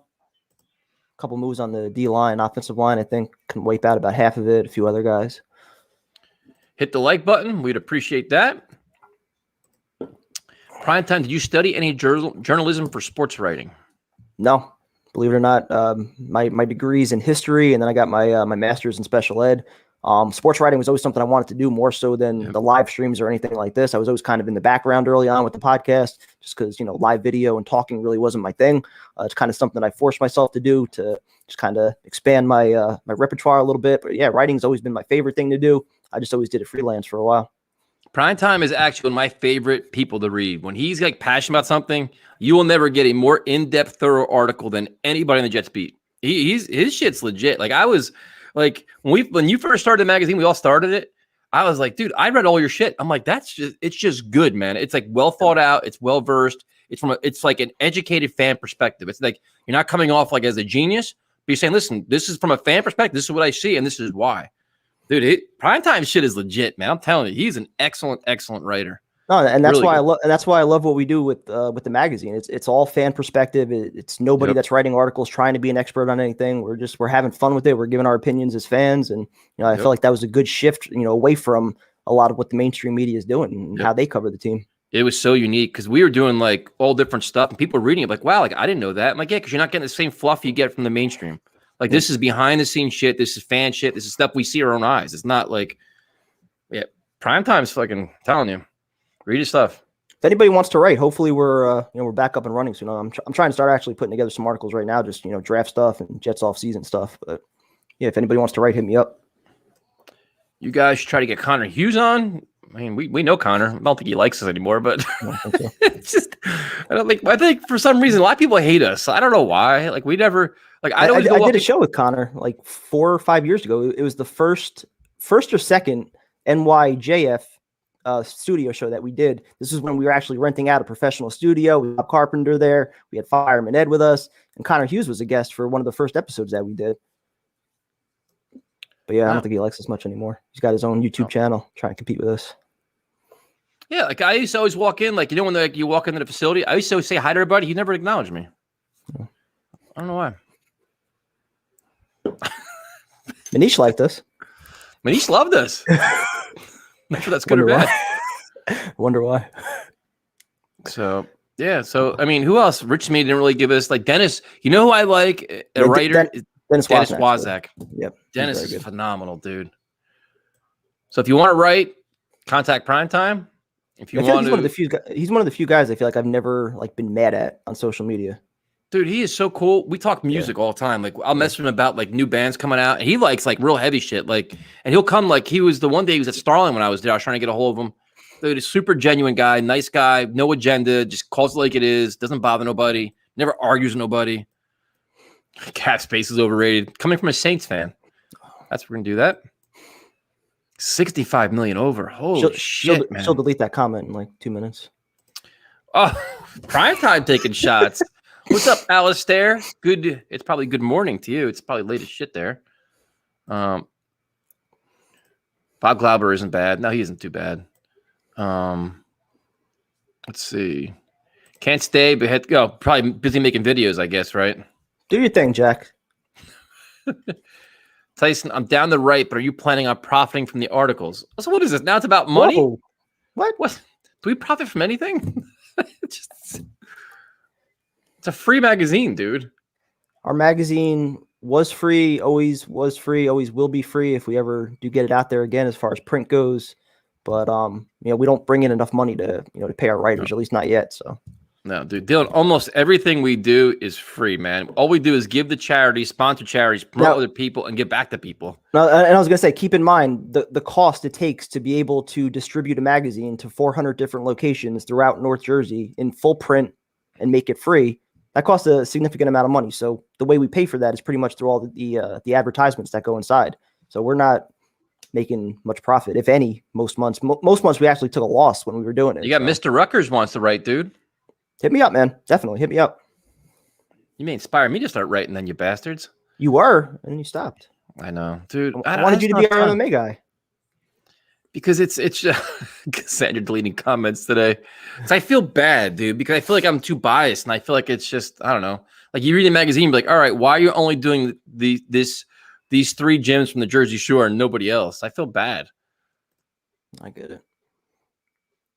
So Primetime took a shot at Are we saying her name right? It's Cassandra, right? That's what we call her? Yeah, I called her Cassandra and she ripped me for it. So I guess it's Cassandra. Peepers. Adam Gase wants to write. What's up, Vinny? If you guys want to join us, man, you want to come on, feel free. Got another little like 45 minutes. Cassandra, excuse me, is just going in on me now. Yeah, I mean, that's just... She'll delete those comments too in a few minutes. Do you send electronic copy of... Yeah, it's on his website. Yeah, check it out. nysfmag.com. The last mag that we posted was a digital one. I think it was probably September, October. So it's been a few months. But yeah, prior to that, I think to the lockdowns and everything, we were every month we had a new magazine out. You could pick it up free at a bunch of different spots throughout North Jersey. So hopefully we can get back to that soon. Yeah, and yeah, it was cool. I think the highlight of mine was when I fucking wrote about Zabit and they posted a picture with the magazine, the ring. That made my day. I was like, fucking. Yeah. So we got Luca. What is up, my friend? What's up, guys? What's up, man? I'm good. I'm actually not going to talk something Jets, Knicks, or Yankees for once. I just want to talk about the media in general. It's like over the past year with the pandemic and all, I kind of feel disillusioned, and I don't feel like I need to listen to the New York sports shows anymore. It's like when I was like, I don't know, 15, 20, this was around 2018. Every day I used to come home, and after school, I used to put on the Michael Kay show, and I'd be sitting there and watching their stuff. Now, it's just like I don't need to watch it. It's like, what is this anymore? The ridiculous takes, all Peter Rosenberg. It's like I can't stand Peter Rosenberg, dude. He's awful. He's terrible. Awful. They have him on there as more like entertainment value, but he's not entertaining at all. He's got a following from what he does on Hot 97 and shit like that, but it doesn't equate to good sports radio. Absolutely not. It's he knows nothing. He absolutely knows nothing. I think the problem is they're all trying to chase ratings. They're trying to either be like shock jock or like try to get the biggest audience they can. And it doesn't come off as genuine. It doesn't come off as real. Like Boomer and Gio at times will have some really funny, they'll talk about the boat parades and stuff like that. That was kind of funny, but they get sidetracked so easily. And as a sports fan, you kind of want to hear more specific stuff. I think that's where all these YouTube channels benefit, man. Well, we're guilty of getting sidetracked a little bit too. Yeah, and also, what was I going to say? That's fucking. It's like the Michael Kay show doesn't even try anymore. I mean, this started beginning February of last year. It's like they don't have competition. They don't have to. It's like they don't have to try. They brought in Rosenberg. Great. Since Mike Francesa retired, I mean, I didn't even like Francesa to begin with. Oof. It's like you don't have to try anymore. They don't have competition. Tyson, you liked Francesa as a solo? Early on, I did. Not. I was gonna say, once Mad Dog left. Once Mad Dog left, though, I feel like that was where he just went downhill. He had nobody there to really question him at all. His last 2 or 3 years, he didn't try. He was getting paid so much fucking money. Like you said, Luca, you made the point perfectly. He had no competition. He was smoking Michael Kay. He had a loyal listening group, myself included. But then he started losing his fastball big time. It was terrible. He would throw out some takes. I'm like, dude, you even watch the game? Because the point with Francesa was you knew he watched every game, knew every insight, knew every coach, knew all the players. So you knew he gave you some kind of phenomenal behind the scenes shit. And he started to get lazy. He had kids, he had this, he had that. He just wasn't as focused as he was. Which, hey, listen, man, you're a family man, it's cool, but you're a prominent sports voice, man. These guys it's not even just Francesa. I'm talking about Michael Kay now. Yeah, it's terrible. He has no competition, so they don't need to try. You see, is Carton and Roberts competition? No. Is any other show competition? No. And whoever said about urinating tree in the comments, yes, I did watch that video on ESPN. It's like it's like everybody's so interested in the fan podcast. I watch you guys. I watch other Jets channels at Jet X Factor, Matt O'Leary, whoever. It's like you guys are so interesting and you speak from the heart. You don't speak because you're getting paid. You don't speak because you want to put out a hot take. You speak from the heart. Let's be honest. That's the whole thing. It's like a lot of these guys, they get paid to share a certain thing. They're forced a narrative they got to kind of push for the day. They have a show sheet, man. They'll get a show sheet in the morning. All right, here's the list of topics you got to cover. And if it kind of goes this way, that's cool. And that we don't give a shit. But as fans, diehard fans that know this team inside and out, we're like, dude, we know you're full of shit. And you get annoyed by it, right? Prime time I do. I'll listen to it. I'm like, dude, this is horse shit. I don't want to call in. I want to turn it off, and I do. And that's why they don't. Well, that's what I feel like is their angle with a lot of it. They know how to trigger certain people, and they feel like they put certain takes out there. They're going to, get those calls, people that are pissed off, that are angry, that want to challenge them. Makes for good radio. But what would you rather listen to as a fan? Somebody that's trying to do that, or somebody that, like Lucas said, is trying to speak from the heart? Yep. It's all the genuine stuff I listen to. It's so, I mean, I don't even put on Boomer and Gio in the morning when I'm doing schoolwork. So, I mean, I'm not bored with them. They're fine, but Maggie and Malusis are just, oof. Her takes are awful, dude. Absolutely awful. He's just so like, he just talks over himself and talks over her, and he shares his takes, and they're just awful. Like, he's begging for ratings. Like, it's just so bad, man. It's a terrible show. I don't know why it's on there.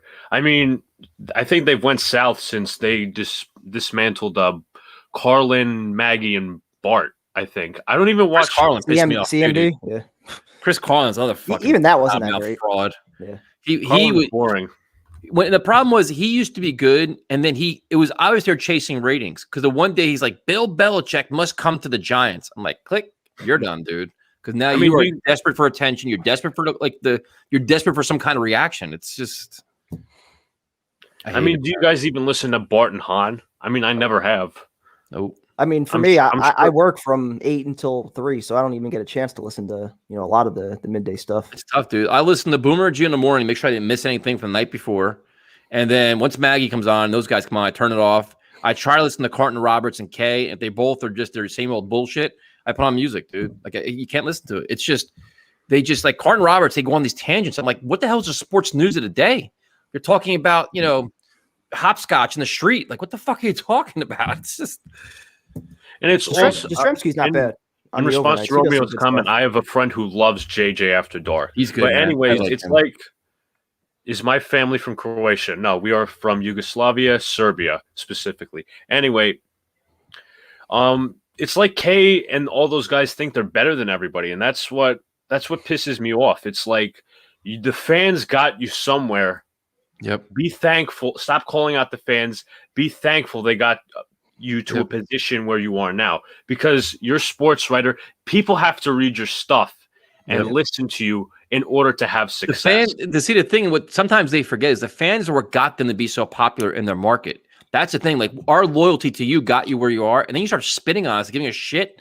It's like, dude, you're a fraud now. Like, I feel like for a while Kay was like that, and then over the past year or two, it's just changed. So completely. Pompous, dude. It's terrible.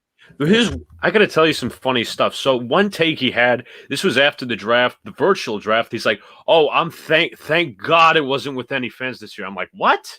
Yep. It's so better with the draft. Yep. It's so better with the fan reaction of the draft. It comes off like an elitist sometimes, where I'm like, bro, like, the fans are what makes you. Like, your listeners are what makes you. Your shitty takes. If you put your shitty takes on some goddamn YouTube channel, nobody's gonna care about it. But you have the platform that we helped give you, and now you're shitting on us.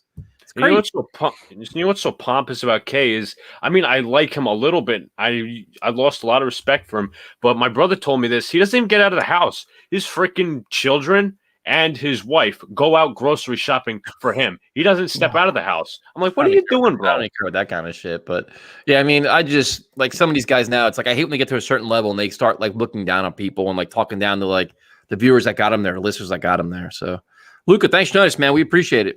Thank you. Good night, guys. Have a good night, man. Who's winning this fight, man? You see anything?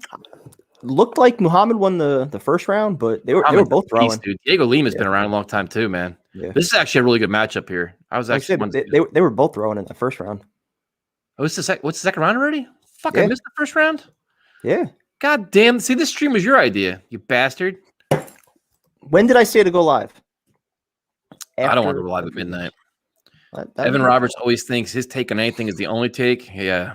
Evan's struggling with Carton, man, because Carton just completely overpowers him. 1,000% overpowers him.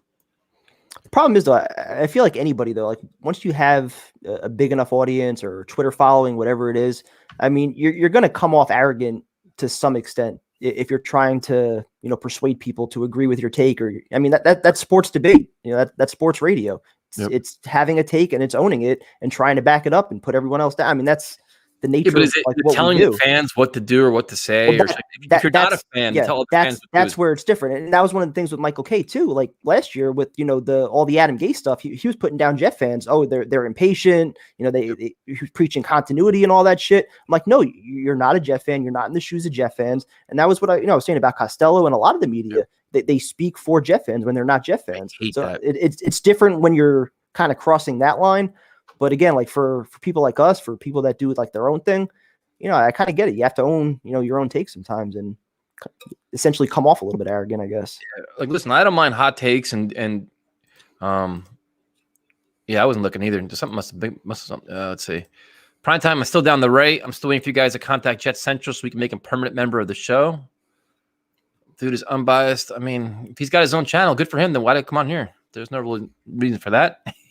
He's got the biggest channel. He's need to come on us. We get a lot of comments about like Jet Central, Jets 24/7, like bringing those guys on. I mean, if they want to collab with us and come on, we can. They've all reached out to us too, but it was like the middle of the season. I'm like, we're doing fucking Monday, Tuesday, Friday, Sunday. Like, there's not even time. Yeah, and a lot of the shows we do are like the same time that they do shows, so that's like a conflict. And I think our format's a little different than theirs. I haven't watched any of their stuff. I think our format's a little bit different. Yeah.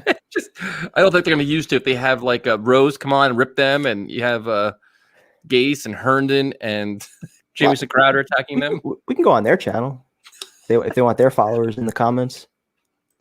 Tyson, who do you think is going to win the heavyweight Bellator Grand Prix? Well, Andres, I can't. Light heavyweight. It's light heavyweight first off, and it's an excellent lineup. But I mean, Corey Anderson, I'm a Corey Anderson dude, man. He's a friend of mine. So I think it's phenomenal. I think Bellator nailed it with this. The only thing I like about fucking Bellator is they're on fucking Showtime, man. It's like, didn't they used to be on cable for a while? Yeah, they were on a Paramount. FX, right? Or Paramount. Like, Bellator is doing so many good things. To go on a pay channel is just it's so annoying, man. So I got to pay for ESPN Plus, then you got to pay for some other shit for Bellator. So thank you, Anthony. We appreciate it. Listen, the best part of this channel, it's all about you guys, man. We're all talking shit together. It's not like we're not dictating any terms. Now that we know how to bring people on. Speaking of bringing people on, I wonder if we're going to bring out our next guest. I wonder if we got our package. Did you mail him anything yet? Going out tomorrow. Actually, it's Sunday, so I don't think too many streaming channels. Actually, Monday is President's Day, so Tuesday then. Shit. I don't really, I don't know what a lot of the other guys are doing, to be honest with you. Like, I don't watch any other channels. So I don't know. We just kind of do our own thing. So if they're probably more serious and more technical than we are, probably more. Prime Time is more the X's and O's guy. I'm more the opinion person. Prime Time is way more football educated than I am. I'm just here for the hot takes and the cooking and the rapping. So we're gonna go to the celebrity. Look, now he's got. Before we even bring him on, look at this. He's already got a welcoming committee. He's got his own following now. And now we got to see. Hopefully, he got 100 followers. If you guys aren't following him yet, make sure you follow his channel. We tweeted him out too. What's up, Jose? Hey guys. What's up, man? How you doing, man? I now have 60 followers. 60. We're getting there. We doubled your number. We're getting there. Yes. Thank you for that. Oh goodness. My dog made through the night, so if he goes, he's gonna go at home. Sorry to hear that, man. So no, it's fine. But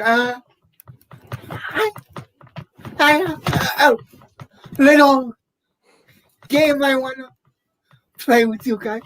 I love games. Okay, this game. You don't be scared. This game is called 2 Truths and 1 Lie. I'm gonna give you 3 statements about myself. 2 truths and 1 lie. Yes. You have to figure out which one is the lie. I'm drinking for this one, Jose. I'm not gonna lie. You have me nervous on this one. I'm on to the mango wheat now. I'm usually good at this game, so I'm ready. 2 truths and 1 lie. Here it goes. I met Paris Hilton. I met Nicole Richie. I met Kim Kardashian. Paris Hilton, Nicole Richie, Kim Kardashian. Well, who's Nicole Richie? If you met Kim Kardashian, you'd be married right now. So that's clearly not that's got to be the lie. What do you think, Prime Time? I don't know who Nicole Richie is. I know the other two. Come on, man. Do you know pop culture? I suck at music. This is why I do sports. I don't know music. I don't know pop culture. Who's Nicole Richie? I'll Google her. If I see her, I'll probably know her, but I just don't know her by name. Hold on. Hold on. Oh. See Jose. This is why you're gonna be co-hosting. He doesn't even know who fucking Nicole Richie is, Jose. So we got to deal with. Who is she? Dude, Jose, thank you, man. Thank you, because this is Simple Life. I never watched that show. What is this? Paris and Nicole. Do you remember Paris and Nicole? Why would I know that? I'm gonna say the lie is Paris Hilton. I think the lie is Kim Kardashian. Is mine. I think that's too obvious. That's why I think it's the truth on Kim. PT.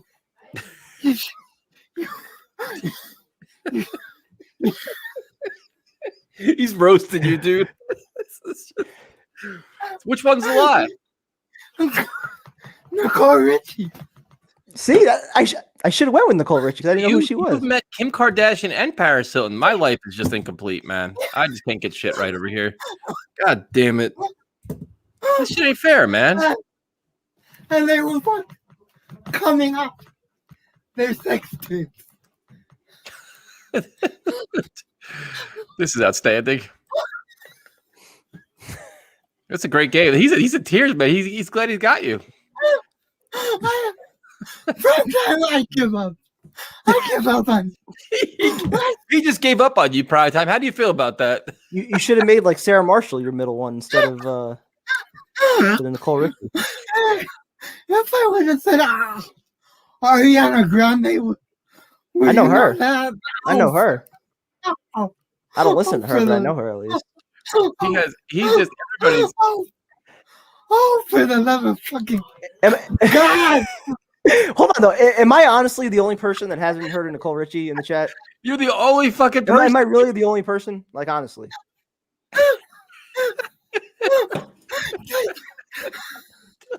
It's just.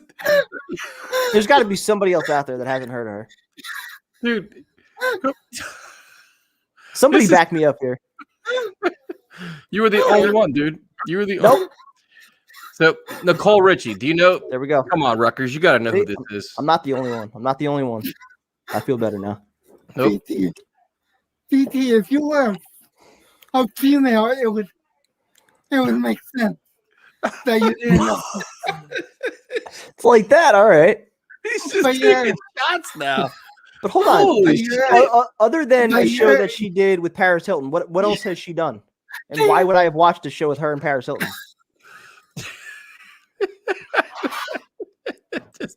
Dude, Jose is just this is just. She's not even that good looking. What? We got another person. Javits doesn't know her either. Brandon, what the fuck? Brandon. She's okay. She's okay. Lionel Richie's daughter. Oh, is she? Yes. She's okay. I wouldn't put her as like a 9 or a 10 though. I'm with you, Jose. Jason, yes, sir. Jason, what do these accents look like? He goes, "You're killing me, man." I know Lionel Richie at least. Man, Brandon, what do your accents look like? Primetime's got. He's got. If you don't get it. I haven't had an ex in like what 5 years, 6 years. It's been a while. Yeah. I've had a steady. Join the club. Join the club, man.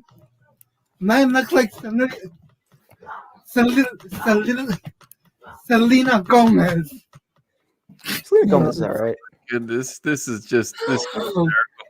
Jose, this is a lot of great calls. This is definitely your best one, man. This is. Tyson, me and Elias are your new co-host. Yeah, we got to give you. Jose's got. What's his new title? We have a musical director. He could be our new producer. I'm now. No, I'm the new co-host. Oh, he's my dad. You're a director of comedy. Because Tyrone is never here. Jay takes Tyrone's role, actually. Jaylee band. All right. Now we got Jose's the CEO. You're the head of comedy for us, man. And Primetime doesn't know.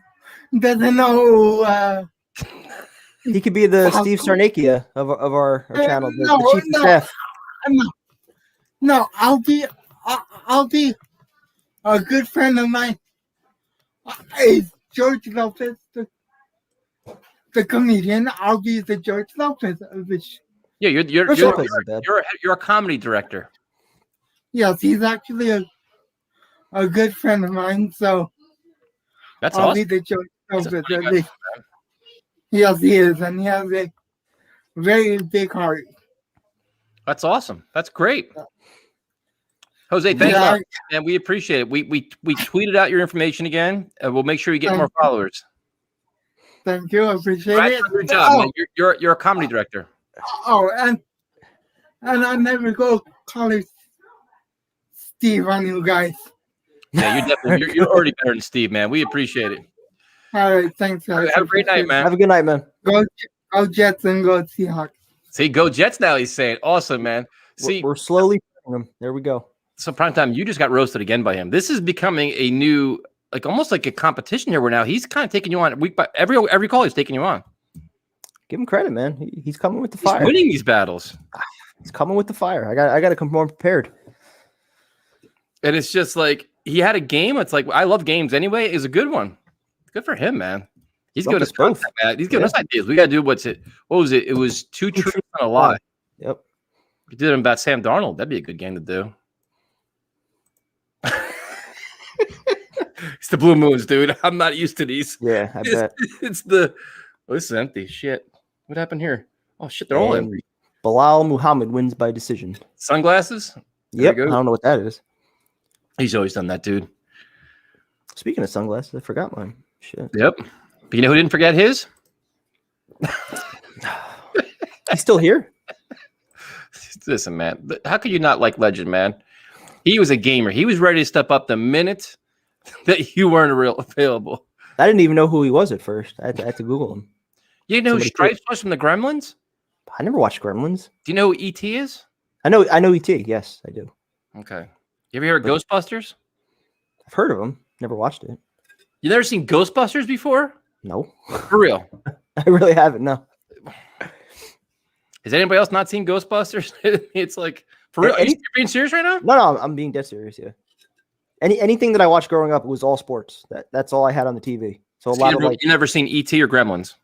E.T. I watched, but like I wasn't really like paying much attention to it to like really know what was going on or to give like a. So then when the Sam Darnold seeing Ghost and all the Ghostbusters references came out, you really know what they were talking about because you never saw the movie. No, I just know the song. That's it. Yeah. What are we doing here? Yeah. What are we doing here? Legend, I apologize. I bring him on. You offer up this shit. And it's just.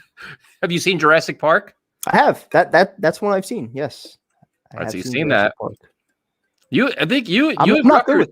I'm not good with. Hang out, dude. You guys live close. You guys hang out. Yeah, you guys both haven't seen shit and don't know anybody apparently. Music, pop culture. That's just not my area. Oh my goodness! All right, too much time watching shitty teams. Legend got his shine. I think I did pretty well. I got to get creativity points, dude. Because look, Primetime wasn't going to come on, and look at that. You got the little Darnold thing there. That's the perfect co-host, right? I'm still mad that you have an autograph of Sam and I don't. I do. It's nice, man. It's a nice autograph picture. You know what? If they get rid of him, I'll give you it. How about that? I'll take that. It's nice, dude. Shit. We're gonna bring on. We'll get rid of Stripes because he looks like he's higher than Primetime right now. So we'll bring on John. John, what's up, man? Hey guys, how's it going? Good. What's up, man? I'm good. I found you guys at the beginning of last season. I was trying to get more into football because the Jets were actually my team in Madden, so that's kind of how and then I started to follow them a little bit, and that's how I found you guys. I picked a heck of a year to start. It can only get better from here, right? Yeah, definitely. I actually have something to show. I actually have something to show you guys. I'm not trying to suck up you or anything, but There you go. See, you're now part of it. Good for you, man. I love that one. So that to me, we were arguing about this somebody yesterday, but dude, like they have like 6 hits on there, and it's still relevant. They do, don't they? They do. They do. They do. Meteora's got a lot of them too. Meteora is actually my favorite out of the two. Is Hybrid Theory your favorite out of the two? I like them all, dude. I like the earlier ones. The last couple, like Hunting Party's got like 2. The last one, it's kind of like One More Light was kind of like, oh, all right. Yeah, I heard a lot of not so good things about One More Light. Yeah, they try to really change their sound and try to appease so many different groups and get creative. What other bands do you like? Green Day is my all-time favorite. I'm actually the guy who requested Restless Heart Syndrome in the comments earlier today. I've never heard that song before. I like to listen to it. That's different. I've never heard it before, ever. Yeah, most people only know Green Day as like that 90s band, or if you're my age, like the band for the 2000s, like American Idiot and stuff like that. That was off the follow-up to American Idiot, and I've loved it. I've literally loved it since I was a little kid. Because, have you seen them live? I've seen them live twice. How are they?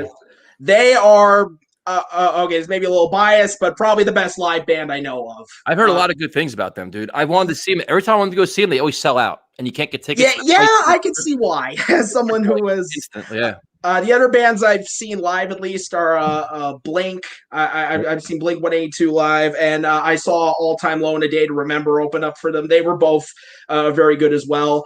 Other bands I like, I've gotten into. I got into metal at kind of a younger age. I started out with like Metallica and Slayer and all that, and then very recently, in the last few years, I went into death metal with like Autopsy, like I suggested earlier today.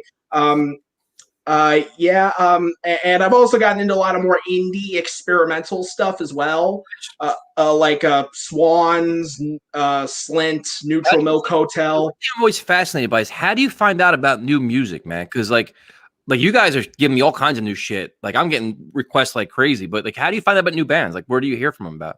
Well, I follow some music critics on YouTube, and that's how I kind of start. I also use this site called Rate Your Music, which is a really good way to find out new music. Although there is some really pretentious snobs on there, if you catch my drift. Yeah, but that man, ain't no better here either.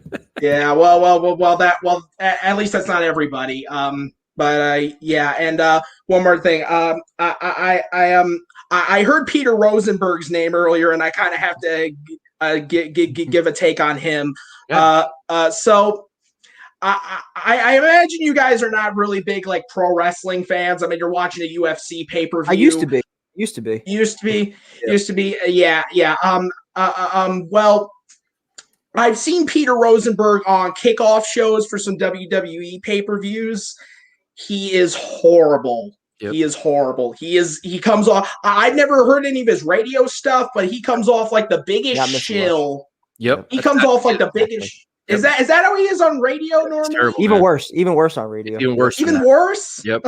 Terrible. It's like he comes off like a pompous asshole, knows it all. He shits on everybody, and then you could tell he's got a narrative. Like he's got something he's gonna push, and he pushes it and he beats you over the head with it. No matter how wrong or how stupid it is, it's terrible. Well, that's WWE these days in a nutshell. So I guess that's why I think WWE is struggling. You know, like AEW is starting to like overtake some of the ratings on Wednesday or Thursday night. Yeah, like everybody's raving about them. I've tuned in maybe once or twice just to see what it was all about. But yeah, I mean WWE is kind of going more to like the PG stuff, and I think that's why they're losing a lot of their followers from the Attitude Era.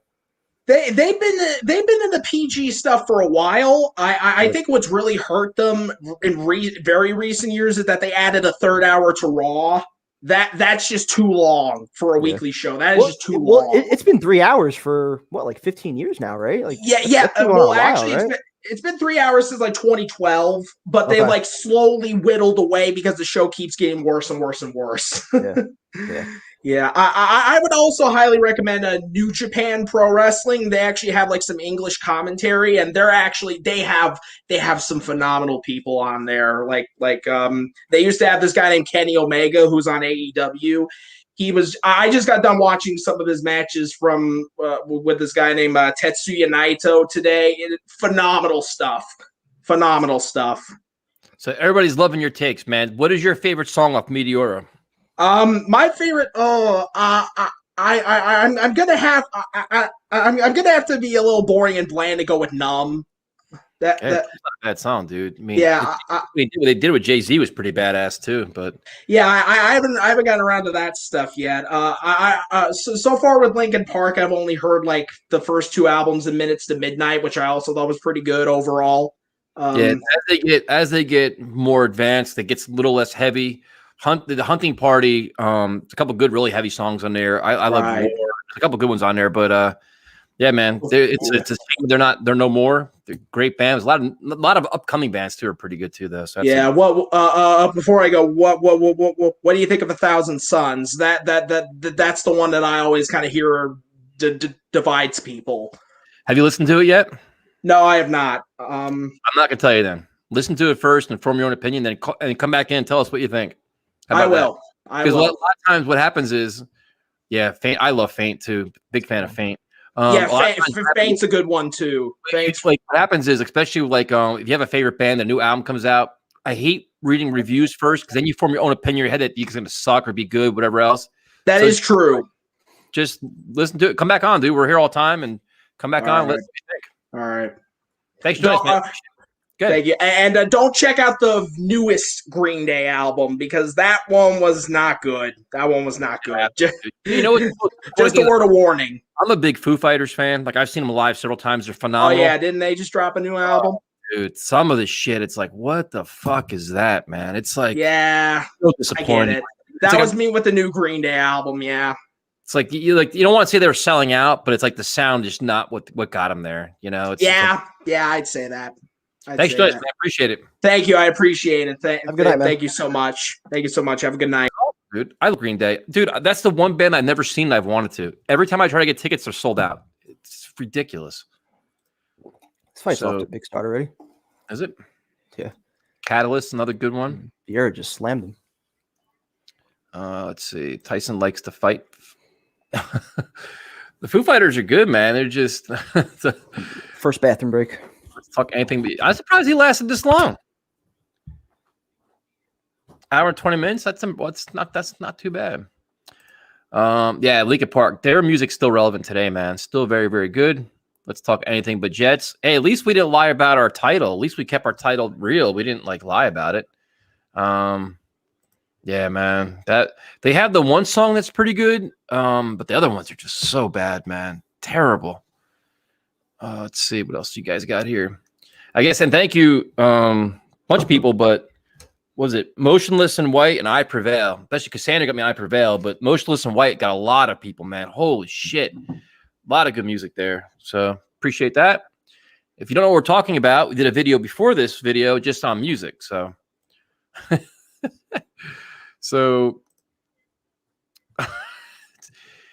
because what happened was he wanted to come on at like 11 o'clock or 11:30 to do it. And then I guess he felt bad for me. I guess his roid rage kicked in. Whoa. What's that about?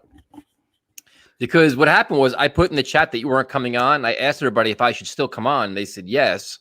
Bring on callers. And I said okay. And then you came on. They're all confused. Looks like Cassandra's angry about it. Cassandra, excuse me. The thoughts on the Bennington tribute show was, I think it was phenomenal, man. It was emotional. It was phenomenal. And it was so good to see the whole music industry rally around him. To replace his voice is next to impossible. I think the one guy from Sum 41 did a good job. Another guy did a really good job too. I forget who it was. It was good though. It's emotional. It was long. I watched that shit till like 3 o'clock in the morning here. Really good job. Really good. I love the Facebook live stream that they did. Yeah. That was real good. Jose, no, you're not. I don't think you're hard enough on prime time. So I think bring on more games next time and make it harder on them. I'll be ready next time. Don't worry. Diane, how dare you leave us? Is my hat slanted, apparently, according to Dylan? It's just so you did a good job. After a few drinks. Proud of you. I have not heard this yet. I have not heard AC/DC's new album. They have a new album. They're still going? I mean, the fact that Primetime has not seen Ghostbusters or Gremlins is remarkable to me. I don't understand that. Added to Titanic and Godfather and everything else. And Ant, what is his daily try to rile me up? I get it. It's cool. Guess the Islanders won. That's good. Yeah, that's not good. So now she's attacking you, dude. This is still Primetime. Can't say my name right and takes like 3 shots at me. Wonder why I can't. Why? Come on, it's tomorrow's Valentine's Day. There should be love in the air. It shouldn't be anger and hostilities. Apparently, Sam's already my Valentine. I like Bob Seger, Kings of Leon, the Killers. I love the Killers. And I like Queen.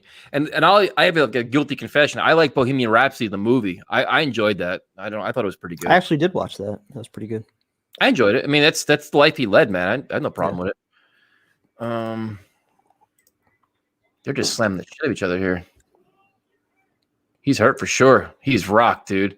Hit that. Oh, he's getting just smoked. Oh, go for the takedown when you're getting. Valentine's Day sucks. Can I be your Valentine Primetime? Sam Darnold's ghost. Well, the actual Sam Darnold already asked me, so I don't know if I can accept the ghost. I gotta check that out. I haven't seen that, so I have to definitely check that out. Hernandez is fucking bringing it right now. You've seen Godfather Primetime, right? No, I haven't. Yeah, wait, what? I know. I've seen Scarface. I've seen Goodfellas. I've seen Casino all multiple times. For whatever reason, I've just never been able to sit and watch Godfather start to finish, or part 2 or part 3. We always say his name wrong. It's Javed, right? Javed. I call him Rutgers. I think we always say Javed, and it's Javed. Right? I think.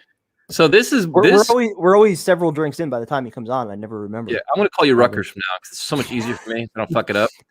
This topic right here created a half hour of complete chaos on the stream. So Primetime offered up a terrible take about how Rose is a murderer. Wait, why is that a bad take? No. Please tell me why that's a bad take. Way too many mango wheats in for this conversation. Please tell me why that's a bad take. Mythbusters did an entire video proving exactly how Jack could have survived if Rose would have just stabilized the piece of wood that she was on instead of both of them trying to get on at the same time. It wouldn't have been an issue, but she was fine letting him just fucking die while she floated off and lived. That's ridiculous. First, you don't want to sacrifice a woman for your own well-being. You let them. I understand that. I understand that, but they both tried getting on that piece of wood at the same time, apparently, right? Yeah. So they never thought, okay, once you get on first, I'll try to hop on. If it doesn't work out, okay, fine. She comes first. Why couldn't they both fucking live? She clearly wanted to see him dead. So basically called our first 2 hours boring. Oh, thanks. Jack measure the wood. Oh my God. One Valentine's Day, I was another risk for stealing someone's heart. Ay. Have you seen Toy Story? Yes, because I've been forced to. Seeing as how this is in school. Primetime's watch Titanic conspiracy videos, but won't watch the actual movie. Well, I watched those because I was getting ripped, apparently, for my take that, Rose could have gotten Jack on the wood. So I started to research it a little bit. Yeah, you fucking... Yeah, I researched it after that show, and everything that I read, everything that I watched all said the same thing. That if she would have stabilized the piece of wood, she could have saved Jack, too. This is why Jose is our director of comedy. Godfather, Titanic, Ghostbusters, and Gremlins. You haven't seen any of them. Nope. There's a number of others, too, I won't even get into. Have you seen Dude, Where's My Car? I have, fortunately. At least we're entertaining you, Deshaun. Lauren's bored, but you're nice try, Jonathan. That's not going to work. People have already caught us on things. We're not going to fall for that one, but nice try. You get points for an attempt. Michael K. Show listens to Let's Talk Jets Radio. They brought it up too. It's convenient. We have endless arguments about Titanic, and all of a sudden it's on the Michael K. Show. Yeah, same thing with the Connor Hughes podcast with the bingo game. Yeah, the bingo game. Oh my God, it's a good fight, man. I haven't seen these guys are fucking throwing, man. He's gassed. You can tell one guy's gassed like crazy. He's taking that knees. Oh, the elbow. Holy shit, dude! Another elbows. One. Stop the fight, dude. Oh, he's up. Goes for a takedown. Damn. This fight ain't going around 3. I don't think. Have you seen Pineapple Express? I did. I was disappointed in that one, actually. Primetime's got it. I think yeah, definitely seen that. The bar was set, I think, so high between like Superbad and Sarah Marshall that I don't know. Pineapple Express didn't do it for me. Done. Wow. Have you seen Jaws? Long time ago. Not enough to really remember much about it. Am I right? Is Connor Hughes a Johnson puppet? I don't think he's in the same class as Brian Costello. I think Connor Hughes has a lot of good stuff. The only problem with him is he's got a pay site. You got to pay to read it, and I don't do that. So. He's not in the same. He's not in the same boat as the rest of those guys, though. I don't know what you think, Prime Time, but I don't. No, it's probably Costello, and then you have Hughes and Samini.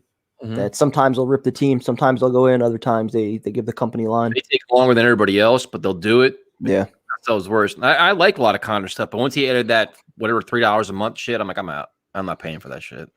Not for anybody's stuff. I just don't want to. I watched your rap and that Sarah Marshall music video. So what were your thoughts? There's no way this goes well. You can't ask her thoughts after you made her angry, dude. It's never. Well, yeah, now she's gonna rip me. But have you seen Remember the Titans? I have many times. Very good. The Hangover. You got to see that. Oh yeah, love those movies. Pineapple Express is funny as hell. Shawshank. It's that good. Shawshank was awesome. Alice in Chains, very good. No, they haven't been bad. Let's see what else we got here. Got about 10 more minutes prime time that we can enjoy the fights. I haven't seen shit yet. To me, Connor Hughes just has a politically correct thing and always gives the organization the benefit of the doubt. That is true. That's probably why he doesn't like me anymore. It's just, here you go, prime time. Will Ferrell or Adam Sandler? Early Adam Sandler with like Billy Madison was awesome, but Will Ferrell, almost everything he does is pretty funny. Shit, yeah. I like Seth Rogen too. Same thing with him though. The early stuff I think was awesome, and then more recent, it's like, Jose's getting there. I think once he gets my package, we'll get him over the top.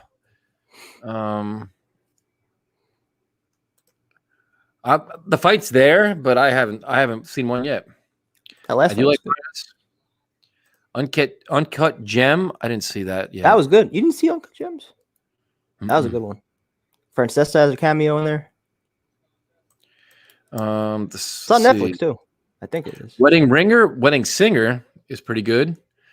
You can do a live stream of Godfather 1 and 2. It would take all day. Yeah, they're long as shit, man. For sure. Have you seen Goonies? Long time ago. Or at least you've seen it though.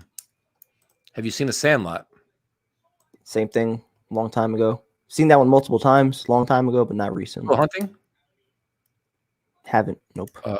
That's one that's on my list that I want to watch that I probably like. Your list is so goddamn long right now. Man. We could do movie night on this show for about 2 years, and you still could be caught up. And no, Dylan, I haven't seen The Office either. Hoosiers? Yes, I've seen Hoosiers. Let's see. Zach Wilson, boys can't wait. You watch Sopranos, right? Yeah, love Sopranos. Thing is, I also loved Boardwalk Empire, but I saw that first.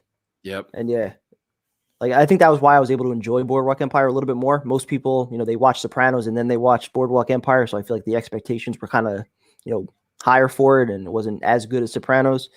But yeah, seeing that first before Sopranos, I thought I made it pretty good. Starship Troopers? Nope.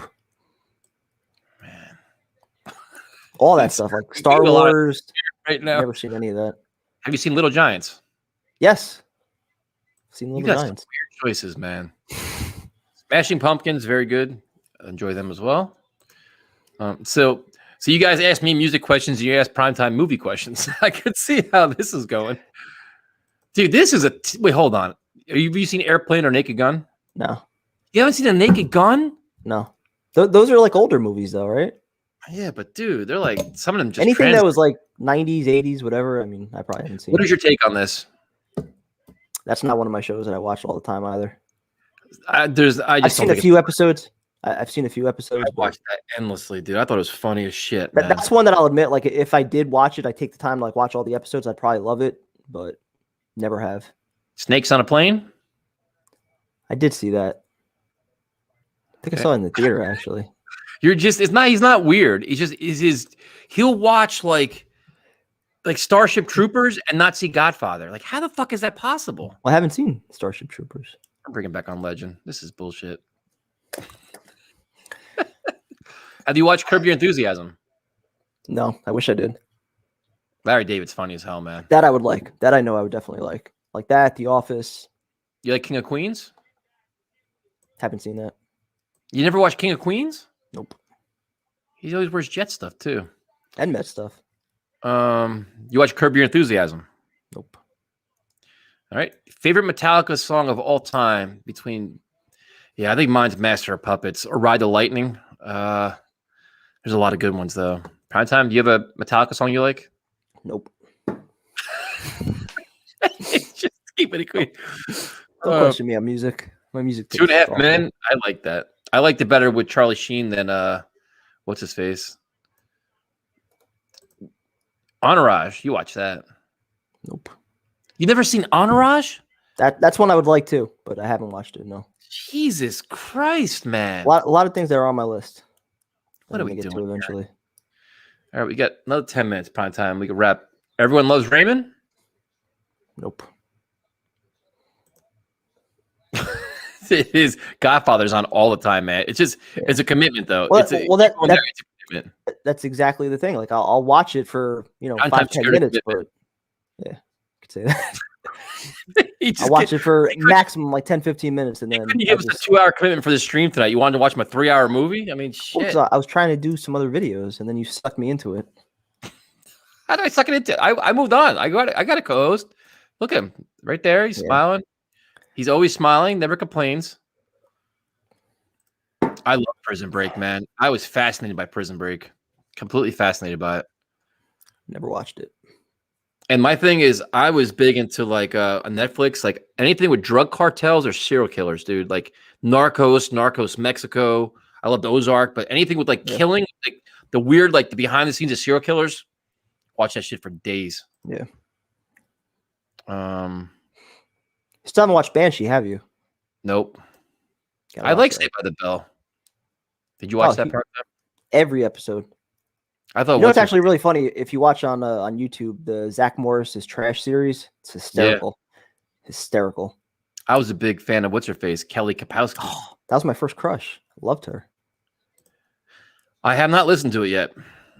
But I like his sound, man. I like his new stuff. I think he's got a little rock flavor to it. I like it. And I think the whole DWI thing is fucking ridiculous. Have you seen Spaceballs? Nope. Come on, man. What is that? Spaceballs is funny as shit. Slapstick. Narcos Mexico, I couldn't get into. I watched like 2 or 3 episodes of it. I loved the original Narcos. Yeah, no, I did. And I love that. And then I tried going right into Narcos Mexico, and after 3 episodes, I was losing interest. You watch Ozark? Yeah, love Ozark. Ozark was great. All right, we're making progress. Best series, I still say, toss up between Banshee or Spartacus, and nobody seems like has watched either of those. You watch Star Wars? Nope. None of the Star Wars? That kind of stuff doesn't interest me at all. Like Entourage, The Office, like shows like that, I'd probably watch, but Star Wars, I know for a fact that I wouldn't like that. Yeah, Tiffany Amber Thiessen was just that was my favorite. Smoke show. Yep, complete. Let's see here. Do a couple more. Gladiator primetime. Yep, seen Gladiator. Grilled cheese sandwich. We've done that already. Cheese. I like grilled cheese. We argue about how it gets made, but we've done it. Mindhunter, phenomenal. Have you seen that? No. Phenomenal, dude. You gotta watch it. It's excellent. That's kind of my shit there. Like I like that weird, like serial killer shit. Love it. I'm watching a bunch of those different documentaries. I got into The Sinner a little bit. I got into Mindhunter's phenomenal. The one that they did on the Cecil Hotel. I watched that the other night. I'm trying to remember which other ones I watched. Ricardo Ramos, whatever that serial killer was. Watched his shit. Dexter, I've heard about that. I've not seen that. Primetime has had cereal, right? Yeah, I like cereal. Cinnamon Toast Crunch, Lucky Charms. It's just, Rose is she's just angry all the time, dude. It's just, Mindhunter's phenomenal. Absolutely phenomenal. Love it. I'll check that out. I just wish we had more. Like now, it's like you could start watching. Like now, with football season kind of calming down, you can start watching more Netflix, and because baseball's not till like what April now. I think April 1st. Well, not for me. I start my coaching season in like 4 weeks. So Yeah, then I'm getting home at like 8, 9 o'clock most nights. So that's be more me and Legend, like you're telling me. What's that? Yeah, probably more me and Legend. So when does I was just looking at one of the comments. Apparently, I called the serial killer Richard Ramirez. I called him Ricardo Ramos, the fighter, I guess. That's fine. Yeah, you've seen your mind. I knew it was double R's. That's all I knew. Your favorite candy bar? Candy bar would probably be Snickers, but favorite candy in general, those Sweetheart Ropes are pretty good. Sour Patch always hits the spot. Swedish Fish are always good. Skittles, I'm a big candy guy. You've seen Breaking Bad, obviously. Yep. What the hell is Snoopy? Snoopy's been commenting. Oh shit! Wait, Ace Ventura? No, haven't seen those. No Ace Ventura? No. Pet Detective? Nope. Not a big Jim Carrey fan. This is not a good sign for Valentine's Day. That's fine. Not. Let's see. What's Tyson? I once fell in love with a girl who only knew 4 vowels. They never knew I existed. Get it? Well played. Snoopy's been commenting on the videos though. So he's on the videos. We had some back and forth. So he must be busy. He coaches baseball. Yep. What levels? That's what high school. High school. I coach the freshmen, but I also help out with varsity. Nice. You've seen Beverly Hills Cop, right? No. Nope. Have you seen Eddie Murphy movies? Not many. Coming to America? My dad keeps telling me to watch that. I've seen clips of it. I've never watched it start to finish. No, I've seen parts of it. Like I know the premise of the movie. Jesus Christ, man, that's crazy. That's all right. Beverly Hills Cop. I mean, there's so many good ones. Saving Private Ryan. That I saw, yeah. But a lot of these like older classics that you're bringing up, when did they come out? Like late 80s, early 90s? Like that's when they're always on TV, man. They're always like they just. I don't watch that stuff, so. Thanks to caller Steve. I will use a second pick to draft Mac Jones. Yeah, he hasn't been back on since then. I don't think, has he? No, he hasn't. Scared off. Have you seen American Pie? I have. That was a good movie. RoboCop. That's a good one. I haven't seen that. Have you seen Shrek? Yes, that's cool. I'm forced to. Forrest Gump. Yes. All right. So then you're. I mean, so I'm not we're gonna have so many movie nights with you, dude. We're gonna be on here all the time, and now you're gonna be later too. So now we're gonna be up later because of your shit. Yeah, we're gonna be starting really late. So when do you usually get home? Depends. So like we have to battle for depending. Like if we can get outside, usually we could just go like 3 to 5 for our practices, and if we have a game, usually I'm not home any later than like 7:30 ish. But early on, especially as we're doing practices, if we're stuck indoors doing hitting and stuff like that, or we can't get on a field, we have to compete with like volleyball and lacrosse and the other teams that are going. So sometimes we're like 7 to 9 for practice, and I get home at like 9:30, which sucks. But so basically, the man underneath you is be my new co-host for a while. Some nights, potentially. Yep, depends. Oh, Christ. Yeah. We gotta start bribing Tyrone now. Yeah. Have you seen Terminator? Yes, I have. All right, we'll do 2 more. This is you fascinate me, dude. I'm so fascinated by what movies you have seen or haven't seen. It's crazy. A lot of the older ones, I just indoors. Well, we have like a whole facility. Well, not a facility, but like in the gym, we have like a drop down cage for hitting. We have tees, like all sorts of shit. So you can do a whole bunch of hitting drills in one gym, and then there's another gym where we could set up bases, go through like bunt coverages, first and thirds, all stuff like that. Is this true? James Conner makes sense. Because he's a versatile back. He's young. He had a really bad season in Pittsburgh, though, because he can't stay healthy. Depends how much money he gets. He can catch it. He can run it. I mean, where did you see that, Diane? That's fascinating, though, because I have a list. This in prime time. I've actually been doing work. I made a list of running backs. Whoa. Look at that. On a post-it. Yeah. And James Conner's on here next to Ingram. A lot of work. Well done. Is that true, though? Where did you see that? Because that's interesting. I don't know. He's young, dude. He's really young. Kindergarten Cop. Nope. Field of Dreams. Yes, love Field of Dreams. I haven't seen this either, so I can't say I have. I haven't seen Lord of the Rings. None of those or Harry Potter. Not into any of that shit. So now we have questions about this. What do you coach in baseball? The whole team or positions or? Yeah, so I'm the lone freshman coach. So however many freshmen there are, I coach the entire team by myself for the freshmen. And then if ever my freshmen have off for a given day, I'm usually with the varsity helping them out. So what kind of coach are you, man? Are you like a disciplinarian? Are you like a player's coach or a disciplinarian?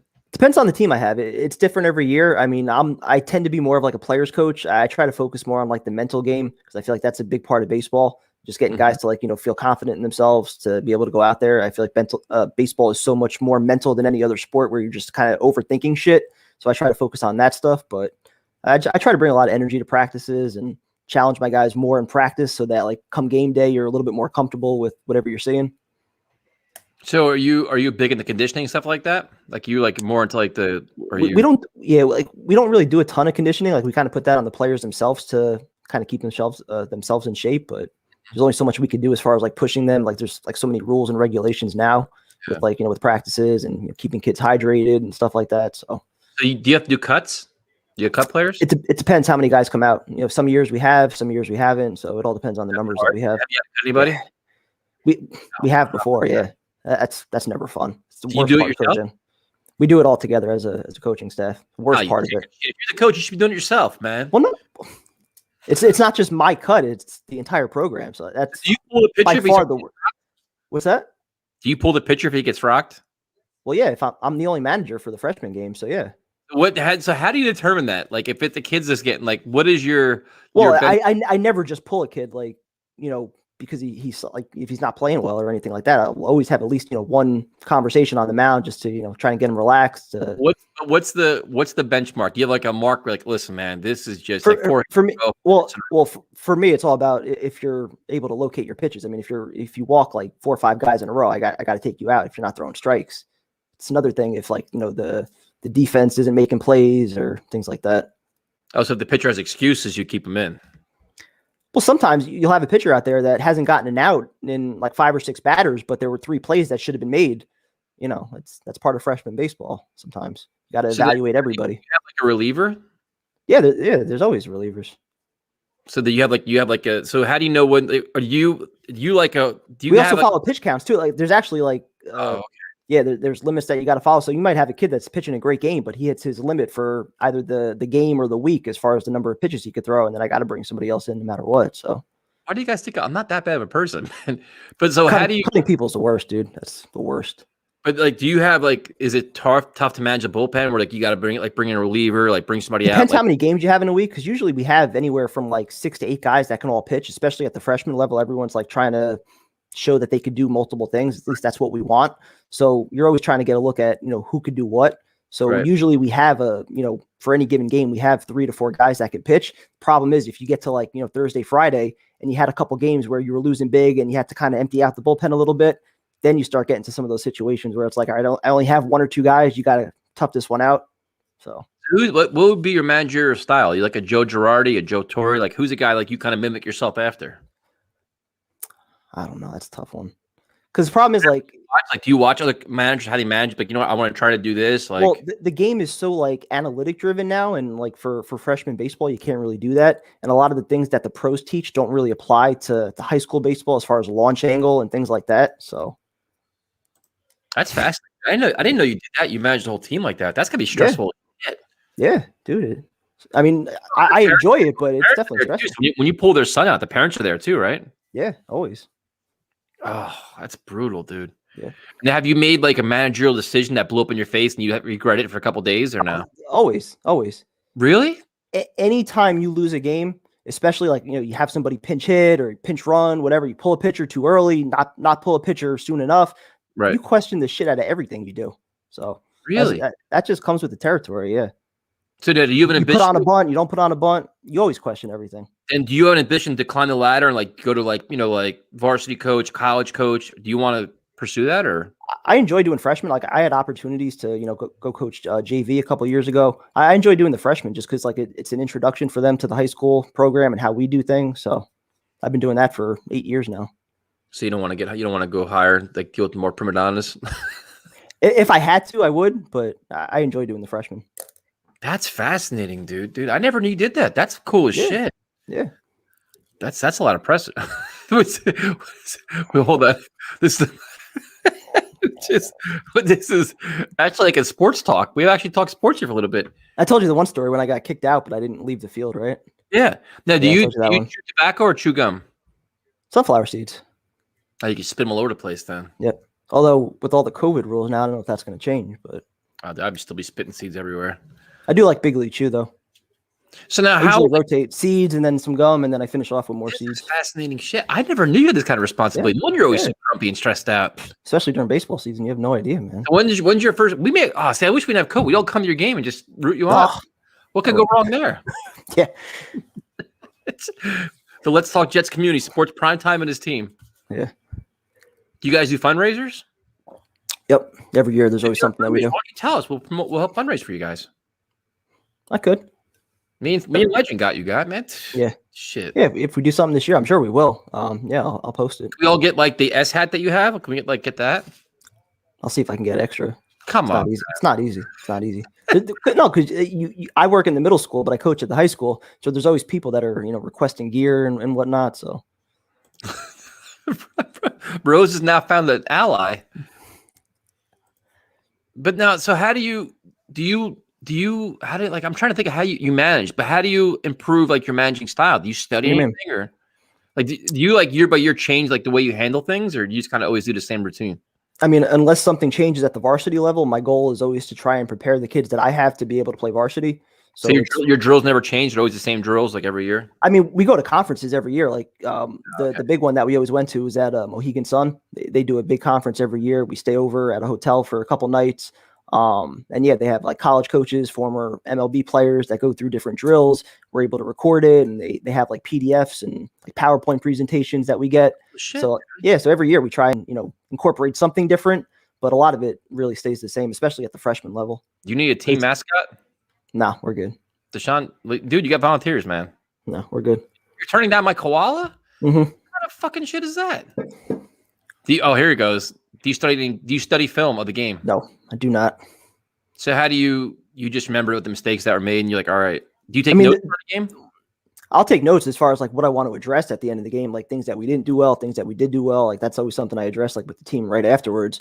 The only thing I do really with film work is like when we're inside, especially just like kind of doing slow-mos of the kids swing so we could break it down, shit like that. Yeah. So how do you handle pitchers? How do you you check out their delivery and stuff like that or no? We have a pitching coach actually who does most of that stuff. I'm not really great with pitching, but my koala is very angry now. He wanted to be your official mascot. You couldn't just say yes, you cruel bastard. No. Just say yes. We're good. So now we've all decided we're going to come support your team. I'm scared for that. We could do a live broadcast from there. We could broadcast live. No, that wouldn't go well. I'd get fired the next day. Well, we'll wrap this up because I think the pay-per-view's already started. So shit. Yeah, it's fucking like 10, 12. Thank you. Well, prime time apparently doesn't like koalas. So we're back, Monday night, 8 o'clock, Tuesday, 8:30, and that's it. So I hope you guys have a great rest of your weekend. Enjoy Valentine's Day.